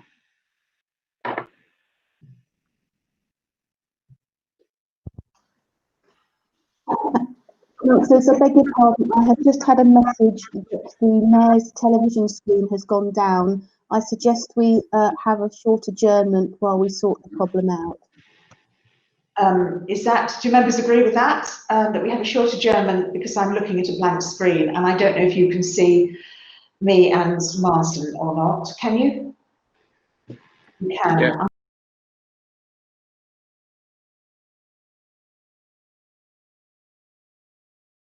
Everybody, I can only see a small number of people, but because of the time, I think we will proceed, and maybe the IT wizard could sort out the television while we're talking. Thank you.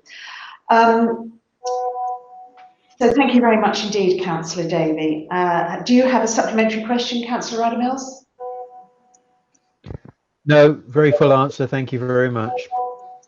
Thank you. Councillor Abbas is unable to ask his question because of his problems, but Councillor Waring has been emailed the question, so I will now ask Councillor Waring to ask the question on behalf of Councillor Abbas, and he will be asking Councillor Gander. So Councillor Waring, please. Thank you, Madam Mayor. Local implementation plan funding has been withdrawn by the Mayor of London due to Transport for London's huge revenue losses. Now the London Street Space Programme has been established. How is Kingston responding to support travel and make pedestrian areas more able to accommodate social distancing? Thank you. Thank you, Madam Mayor. And thank you, Councillor Waring, for the question, or Councillor Abbas originally. Since the changes to TfL's funding allocation to boroughs was announced, the local authority, our Kingston Council, has worked hard to develop a revised programme of works that could address the London-wide and indeed national street space priorities. Bids totalling £5.17 million were submitted to TfL, and so far we've successfully been allocated £2.135 million. A bid was also made to draw down £100,000 of active travel funding from the Department for Transport, the maximum allocation in this tranche, and this has been fully awarded. The largest value part of our bids has been to support the ongoing Go Cycle programme. and I'm pleased that the allocation has been substantial there. But the bids also included significant interventions in town centres, creating low traffic neighbourhoods and other cycling improvements. The full revised programme for the first half of this financial year will be considered by the Response and Recovery Committee on the 30th of July. Thank you, Madam Mayor.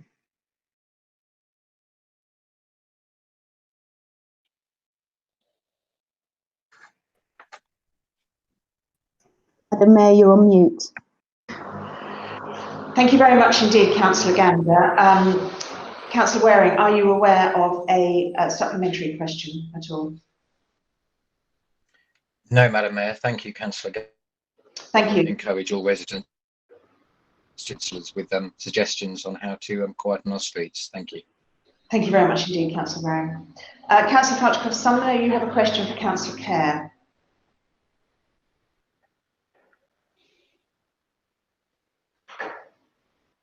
You are on mute, Councillor Farchcroft-Sumner. Can you hear me? Oh, this isn't working. I'll ignore the comment there from my fellow councillor.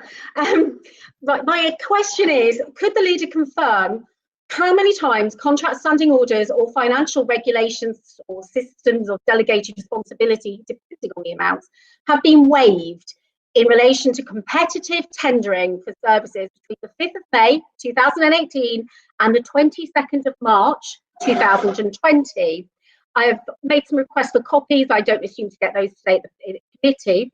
And as part of that, how many times was the Chair of Finance and Partnerships, formerly Finance and Contracts, consulted and the waiver reported to the Commissioning Board, as laid out in Part FD of Standing Orders Regulation 6?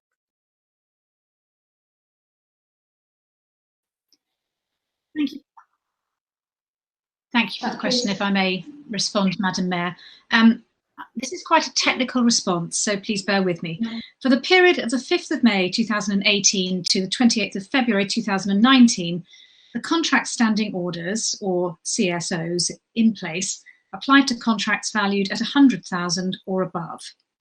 Contract Standing Order 1.2 enabled the Chief Executive to authorise a waiver to CSOs in consultation with the relevant committee chairs. Between the period 5th of May 2018 to the 28th of February 2019, there were no decisions waiving the requirements for competitive tendering for a contract valued at £100,000 and above.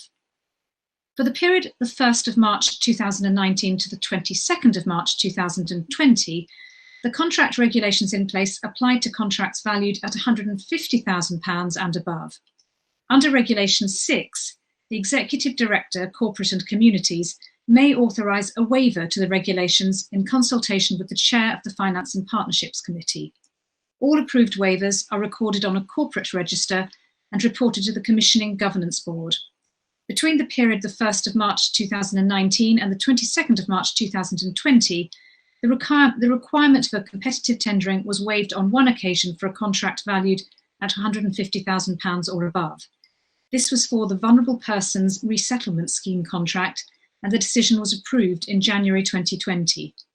The Chair of Finance and Partnerships was consulted, and the waiver was reported to the Commissioning Board. The relevant report will be provided to the Councillor via email after the meeting.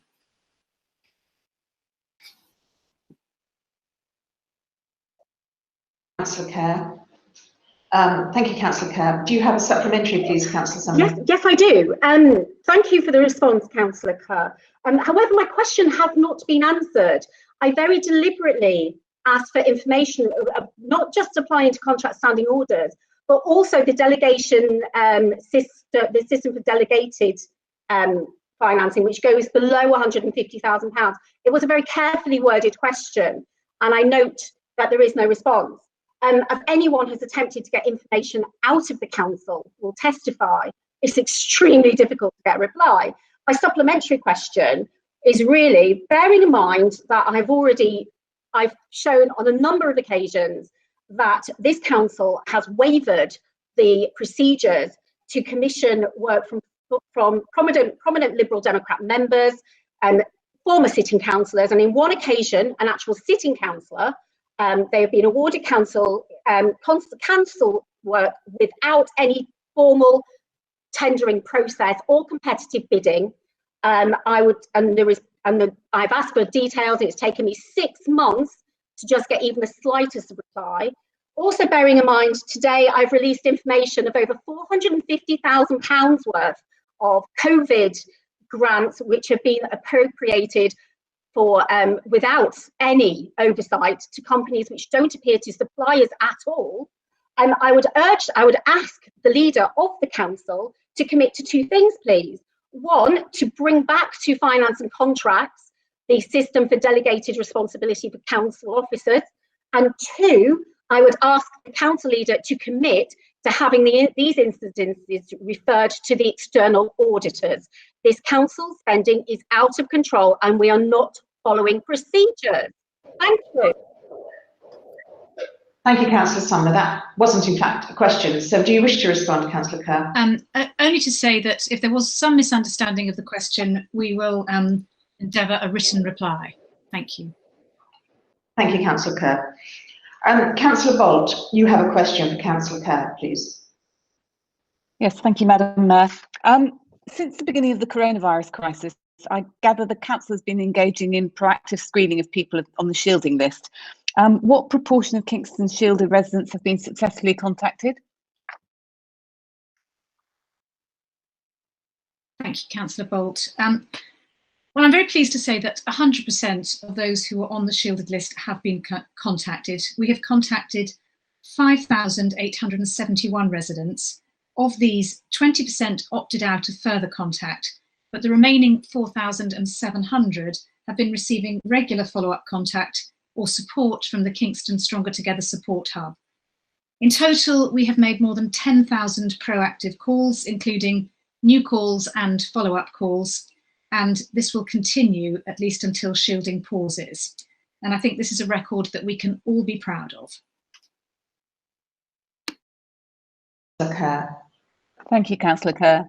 I can confirm that I was on the shielding list myself and was contacted twice by Kingston and was very pleased that things are working so well. Thank you. Question at all, please? No, I don't. Thank you, Madam Mayor. Thank you, Councillor Bolt. We will now move on to item 11.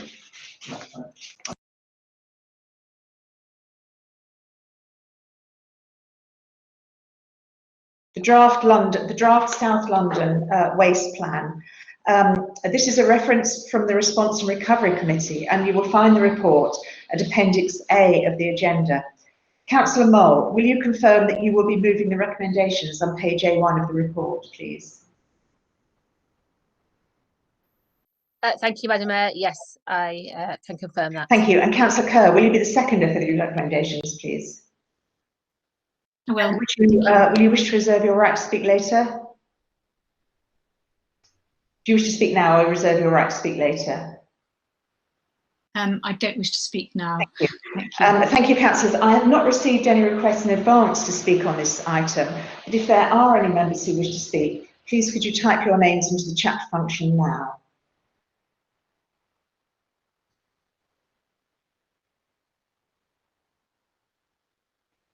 No. Thank you. No members have indicated that they wish to speak. So, as nobody wishes to speak, I will ask, shall I ask Councillor Moulton? Yeah. Councillor Mole wish to speak to propose the recommendations. Yes, I'll just say that I think this is a great plan, and I hope everyone can support it. I don't think I need to say any more as there are no questions. Thank you. Thank you, Councillor Mole. And Councillor Kerr, do you wish to speak at all, seconder? No, Madam. Thank you. Are there any councillors who wish to go to which will be a roll call vote? Would you please type your name to the chat function now? If nobody does so, I will take it that these recommendations are agreed unanimously. Thank you. Nobody has indicated that they wish for a roll call vote, so we will take it that these recommendations are unanimously agreed. Thank you very much indeed, members. We will now move on to item 10, the Local Government Boundary Commission Review. This relates to the Local Government Boundary Commission Warding Review, and the report and the recommendations are set out on page 4 of this agenda. So, Councillor Cobbett, will you confirm that you are moving these recommendations on page 4 of the agenda, please? Thank you, Madam Mayor. Yes, I am moving those recommendations. Thanks. Thank you very much indeed. And Councillor Kerr, are you seconding those recommendations? And again, will you wish to reserve your right to speak later? Thank you, Madam Mayor. I am seconding these recommendations, and I reserve my right to speak. Thank you. Beside those two councillors, I've received a request in advance from Councillor Foxcroft-Sumner to speak on this item. If there are any other councillors who wish to speak, could you please type your name into the chat function now? Councillor Sumner, would you like to speak, please? Thank you, Madam Mayor. I would urge people not to vote for this to go to the Response and Recovery Committee. I feel that the council's boundary review is it should be the council's full response and not just that from the Liberal Democrats. At no point has the Green Party been asked to feed into that. I did have a brief meeting with Gary Marsden earlier this week, but at no point we were not given any feeding back into the suggestions that were put forward last time, and so I doubt we will be given any opportunity to feed back into the proposals you put forward this time. So I would say it needs to come back to council, and if an extraordinary meeting of council needs to take place, then I would urge that to happen. I'm contacted by residents groups from across the borough, from Berrylands, New Malden, Chessington, everywhere, who want to make representations and have their voices heard. So I feel this is actually a matter of interest to everybody, and I'll be voting against. Thank you. Thank you, Councillor Sumner. Councillor Kerr, do you wish to, as you reserved your right to speak, do you wish to say anything? Just to remind everyone that that this has been subject to a great deal of review and consultation already, and I would that the Response and Recovery Committee should be authorised to agree the council's response to the Local Government Boundary Commission's draft warding arrangement recommendations. Thank you, Councillor Kerr. Councillor Cobbett, would you like to sum up, please? Thank you, Madam Mayor. I think the main thing I'm going to take from this meeting is that Kingston needs faster broadband. But on the particular issue around the boundary review, I'd just say a couple of things. One is that really to note that this is not our consultation. This is the boundary review's consultation. They're a sort of government quango that conducts these processes in a neutral way, looking at the evidence, and everyone can submit. So what we're talking about here is specifically the arrangements for the council's response, where we're asking it to go to Response and Recovery Committee because the deadline to submit is at the end of July, and we don't want to slow up the whole process, and we don't have a council meeting until October. And I don't personally think it would be a great idea to spend the council's resources convening us all back together again purely for that purpose. But what I would say is that every resident in the borough, every residents association, every community group can submit their feedback on the proposals directly to the Boundary Commission in their own right. That's part of the process, and I'd encourage everyone to look at the proposals and to do so. In fact, one resident submitted a plan at stage 2 covering the whole borough, which leads me to salute his or her time management skills, if nothing else. And that's open to everyone. They've got until the 27th of July to do it via the Boundary Commission's website. If you type in Boundary Commission Kingston into Google, you'll find the page, you'll see the recommendations, you can respond. This is purely about us as a council making our formal response, which we will do at the Response and Recovery Committee. And as Councillor Foxcroft-Sumner is well aware, any member is able to use their rights to speak at that meeting using the provisions that we already have in place. So I'd urge people to vote for the recommendation. Thanks. Much indeed, Councillor Cobbett. Thank you very much indeed, Councillor Cobbett. So we will now move to a vote on this. Is there anybody who wishes to have a roll call vote on this, please? If so, will you please type your name into the chat function now?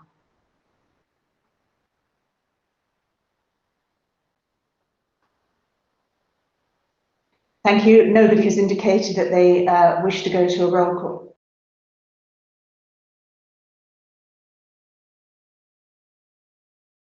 Yes, as Councillor Sumner has indicated that she wishes to vote against, we do need to go to a roll call vote. So, Mr. Marston, would you like to begin the process, please? Thank you, Madam Mayor.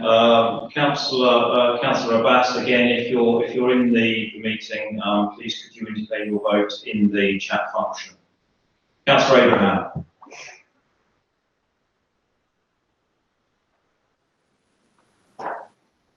Councillor Abraham. 4. Thank you, Councillor. Councillor Archer. She's dropped out. She just sent a message. I understand Councillor Archer is no longer in the meeting. Councillor Aurora. 4. Councillor Bailey. 4. Councillor Bass. 4. Councillor Bayman. My laptop's going. 4. Councillor Bolt. 4. Councillor Olivia Bolt. 4. Councillor Cobbett. 4. Councillor Cunningham. 4. Councillor Davis. 4. Councillor Davis. 4. Councillor Dunstan. 4. Councillor Durant. 4. Councillor Edwards. 4. Councillor Folder Hughes. 4. Councillor Fran. 4. Councillor Gandler. 4. Councillor George. 4. Councillor Goodship. 4. Councillor Green. Councillor Green. Do we have Councillor Green? Sorry, dropped out at that precise moment. 4. Thank you, Councillor. Councillor Hart. Councillor Heath. 4. Councillor Holt. 4. Councillor Hughes. 4. Councillor Kerr. 4. Councillor Kirsch. 4. Councillor Lidbetter. 4. Councillor Moll. 4. Councillor Netley. 4. Councillor Ravalia. Councillor Ravalia. Councillor Ravalia. With no vote recorded for Councillor Ravalia. Councillor Ryder Mills. 4. Councillor Schaefer. 4. Councillor Self. 4. Councillor Shepherd. 4. Councillor Stewart. 4. Councillor Fauchikoff Sumner. Again. Councillor Sweeney. 4. Councillor Toyalan, if your microphone is still unavailable again, please could you indicate your vote in the chat function. 4. Councillor Thompson. 4. Councillor Tolley. 4. Councillor Waring. 4. Councillor White. 4. Councillor Wookie. 4. Councillor Yoganathan. 4. 4. Thank you, members. And we also have a vote for that's been submitted by Councillor Toyalan in the chat function. So the outcome of that vote is 43 members voting in favour of the motion, 1 against and none abstaining. Thank you. The motion is carried by 43 to 1. We will now move to item 11, appointments to committees, panels and other bodies. Details are set out in the late material. Councillor Kerr, will you confirm if you will be moving these recommendations in the late material, please? Madam Mayor, I would like to propose these appointments, but I'm sorry to tell you there are a number of errors which Councillor Self will correct verbally. Thank you. Councillor Self, are you the seconder for those recommendations, please? Councillor Self, are you the seconder, please?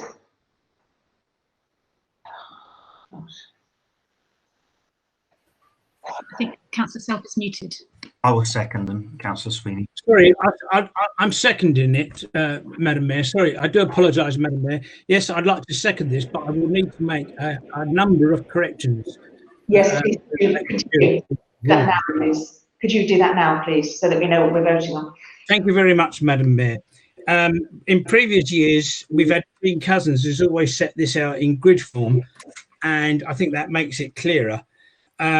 What I propose to do, because it's important that we get the names on each committee correct, because we can't easily change this until another council meeting if we get it wrong. What I propose to do is for the strategic committees is to read out the names of the members that will be on each committee. It might be, I think for completeness, I should include the opposition members, and I apologise to the oppositions if I've got those wrong, because I'm just going from the list that I've got in front of me, and no doubt Councillor Davis or another opposition member will correct me if I've got it wrong. So to start with, I think it would be useful, and I think this should have been included in the late material, that the portfolio holders and opposition spokespersons, just for absolute clarity, the leader of the council is obviously Councillor Caroline Kerr, and her responsibilities would include finance and regeneration, with overall responsibility for strategic partnerships such as police, business, university, external bodies such as the GLA, LGA and London councils. The deputy of the council will be Councillor Tim Cobbett. And then going through the portfolios, we've got planning, policy and culture, Rebecca Mole, with the opposition Roy Aurora, adult social care, Fiona Bolt, with opposition Ed Fram. Councillor Self, just a minute, please, because this is quite long and complicated. Mr. Marston has just made a suggestion about what we could do to try and speed things up a bit. So, I don't know, Mr. Marston, would you just like to speak, please? Thank you, Madam Mayor. So potentially to save the time of council this evening, one option would be for the council to agree to approve any changes that Councillor Kerr, as leader of the Liberal Democrat group, wishes to submit on behalf of her group in consultation with the monitoring officer and the mayor. I don't know what the leader, Councillor Kerr, thinks of that. I'm concerned because I think it is important to get it right. What I could do, if you want me to speed it up, is just to get the late material and point the error out. And that's a limited number. Rather than go, if you don't want me to read the name of everybody on every committee, I can just point the errors out on the late material. I suggest that I would have thought that would be useful, Madam Mayor. If you could please, Councillor Self, if you could just point out the errors, that would be much quicker. Okay, thank you. Finance and partnerships, it seems to be correct. Community Engagement Committee. It says that Councillor Olivia Bolt is to be appointed as a substitute, but in fact, Councillor Olivia Bolt sits on the Community Engagement Committee. Environment, and it says Environment and Transport Committee. It should say Environment and Sustainable Transport Committee, and it should say that Councillor Kerr is to be the co-chair of this committee. Strategic Housing and Planning Committee, it gives the correct changes. And other committees are right. When we get down to Development Control Committee, it says Councillor Steph Archer, Lorraine Dunstan and Dave Ryder-Mills to be appointed as members of the committee to replace Councillors Patricia Bamford and Councillor Kerr. So there's two coming off. And to be clear, there's not three going. Councillor Lorraine Dunstan is already a member of the Development Control Committee. So but she was vice chair. Going forward, the vice chair will be Councillor Kim Bailey.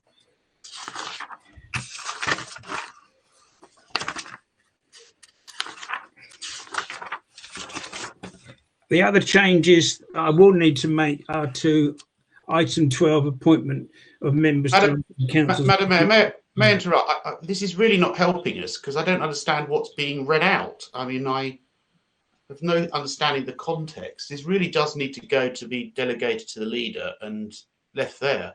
I mean, I'm told you don't have to nominate even who the portfolio holders are, because that's not required under standing orders. That can be done informally.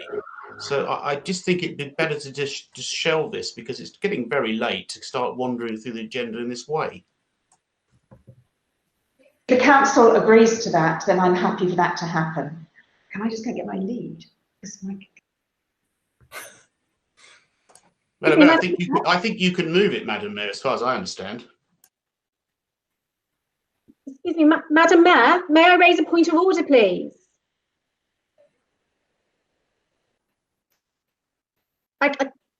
Happy to move that we discontinue the process, because it is quite difficult and it is quite late, and that it be delegated as Councillor Davis has suggested. Councillor Sumner, what do you wish to say? Madam Mayor, sorry, just a point of order. My understanding from procedural ruling is that actually you do have to name the portfolio holders, and they do have to be voted in at council. Now, I understand that you can, obviously, you can appoint people to committees, and I'm happy for Councillor Kerr to nominate and put forward who she wants to be on committees without coming to council. But it has to be clear who the portfolio holders are. Because they are in receipt of a special responsibility allowance. So could we, it's clear that the document is full of errors, but if Councillor Kerr or somebody else on the administration bench could clarify who the portfolio holders are and what their responsibilities will be, I would be content with that, but I don't think we can delegate that away from full council. Madam Mayor, if I may just respond to clarify the position in respect of the appointments of portfolio holders. That is actually a decision which is entirely in the gift of the leader of the council, as indeed the appointment of opposition spokesperson is entirely in the gift of the leader of the opposition. So the portfolio holder names were only circulated to members tonight for information. The decision in front of the committee, in front of council tonight, related to the appointment of members to committees, which can be achieved through a delegation. There is no requirement for council to make a decision on the portfolio holders. The Constitution is quite clear on that matter. Thank you, Mr. Marston. So is council happy that we now delegate it as described by Councillor Davis, please? If anybody objects, please could they type their name into the chat function.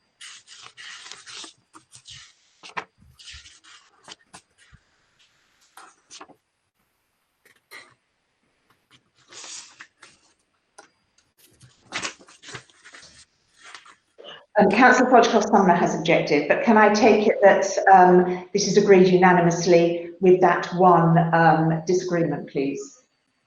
I can't see or hear anything.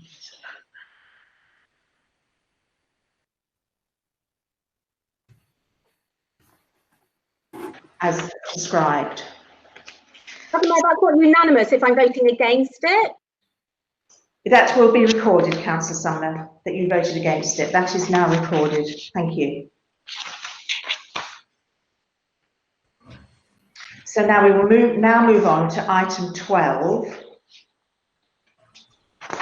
which is the appointments to London Council's committees. Details are set out in the late material. Councillor Kerr, will you confirm if you will be moving the recommendations on the late material, please? Madam Mayor, I will, and I'm sorry to say that there's also an error and an omission in the appointments of members to London councils. So could we use the same procedure? Yes, I'm happy to do that if council is happy that we use the same procedure as previously. Is there anybody who would object to that? If so, please type your name into the chat function.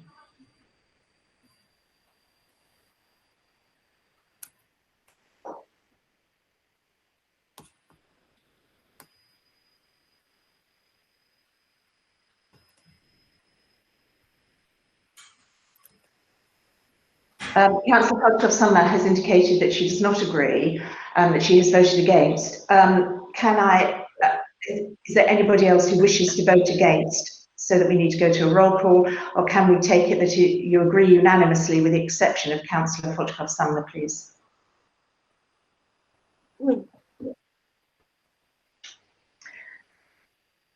Thank you. So that is also carried. Excuse me, Madam Mayor, I'd like to speak on the item, please. Councillor Sumner, would you like to speak now, please? Thank you very much, Madam Mayor. Can I just say that this is saying shambolic is really an underestimate. Is really an underestimate here. I feel it is dangerous for the full council to actually be voting things without knowing exactly what we're voting on or not voting on.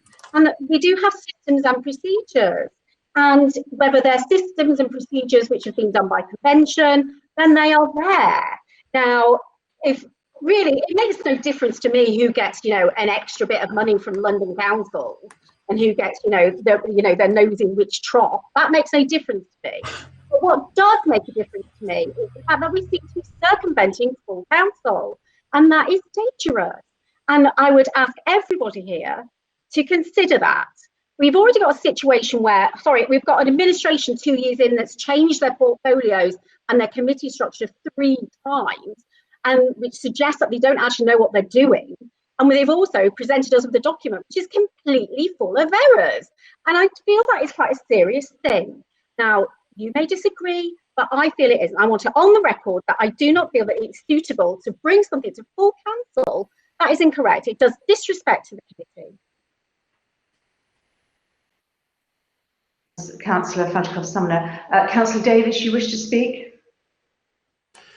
Yes, I don't want to prolong this, Madam Mayor. I mean, I do agree that it is pretty shambolic to handle it this way, and it doesn't reflect very well on the administration. May I make one suggestion, which I'm not suggesting is going to solve Councillor Fatchcroft-Summer's issues, but could this be reported as an information item at the Response and Recovery Committee that's held later this month, so that we can actually have on the record exactly who is on which committee? And like Councillor Self, I'm being slightly old-fashioned. It would be lovely to have it in a proper grid, which is what we've always had before.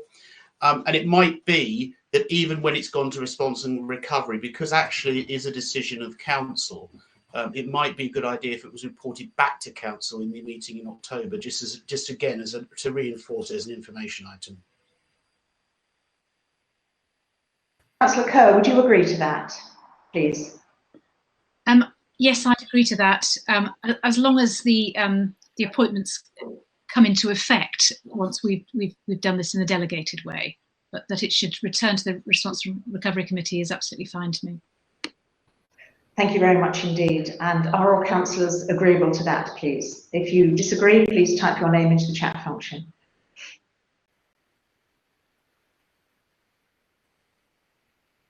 Thank you very much indeed, everybody. There have been no disagreements, so that is what we will do. And thank you for your... Cobbett, you've raised a point of order, I believe. Thank you, Madam Mayor. I've raised the point of order because Councillor Fatchcroft-Sumner is gesticulating into the camera, making a gesture which I assume implies that people who serve their local community as councillors do so in order for financial recompense. That's certainly not the case in my case. I don't believe it's the case of any councillor on this council, and I don't think it's right whether that's caught on camera or not for the people watching the meeting. I don't think we should let that stand. People get councillor allowances because it buys them out some time from other work they would be doing, so they can conduct their duties properly. But I don't think it's right to insinuate that members are serving for that reason, which I believe to gesture was. Order, so thank you. Thank you very much, councillors. This has not been an easy meeting. I understand that because of problems with the system, and in fact, both the TV screen and my laptop.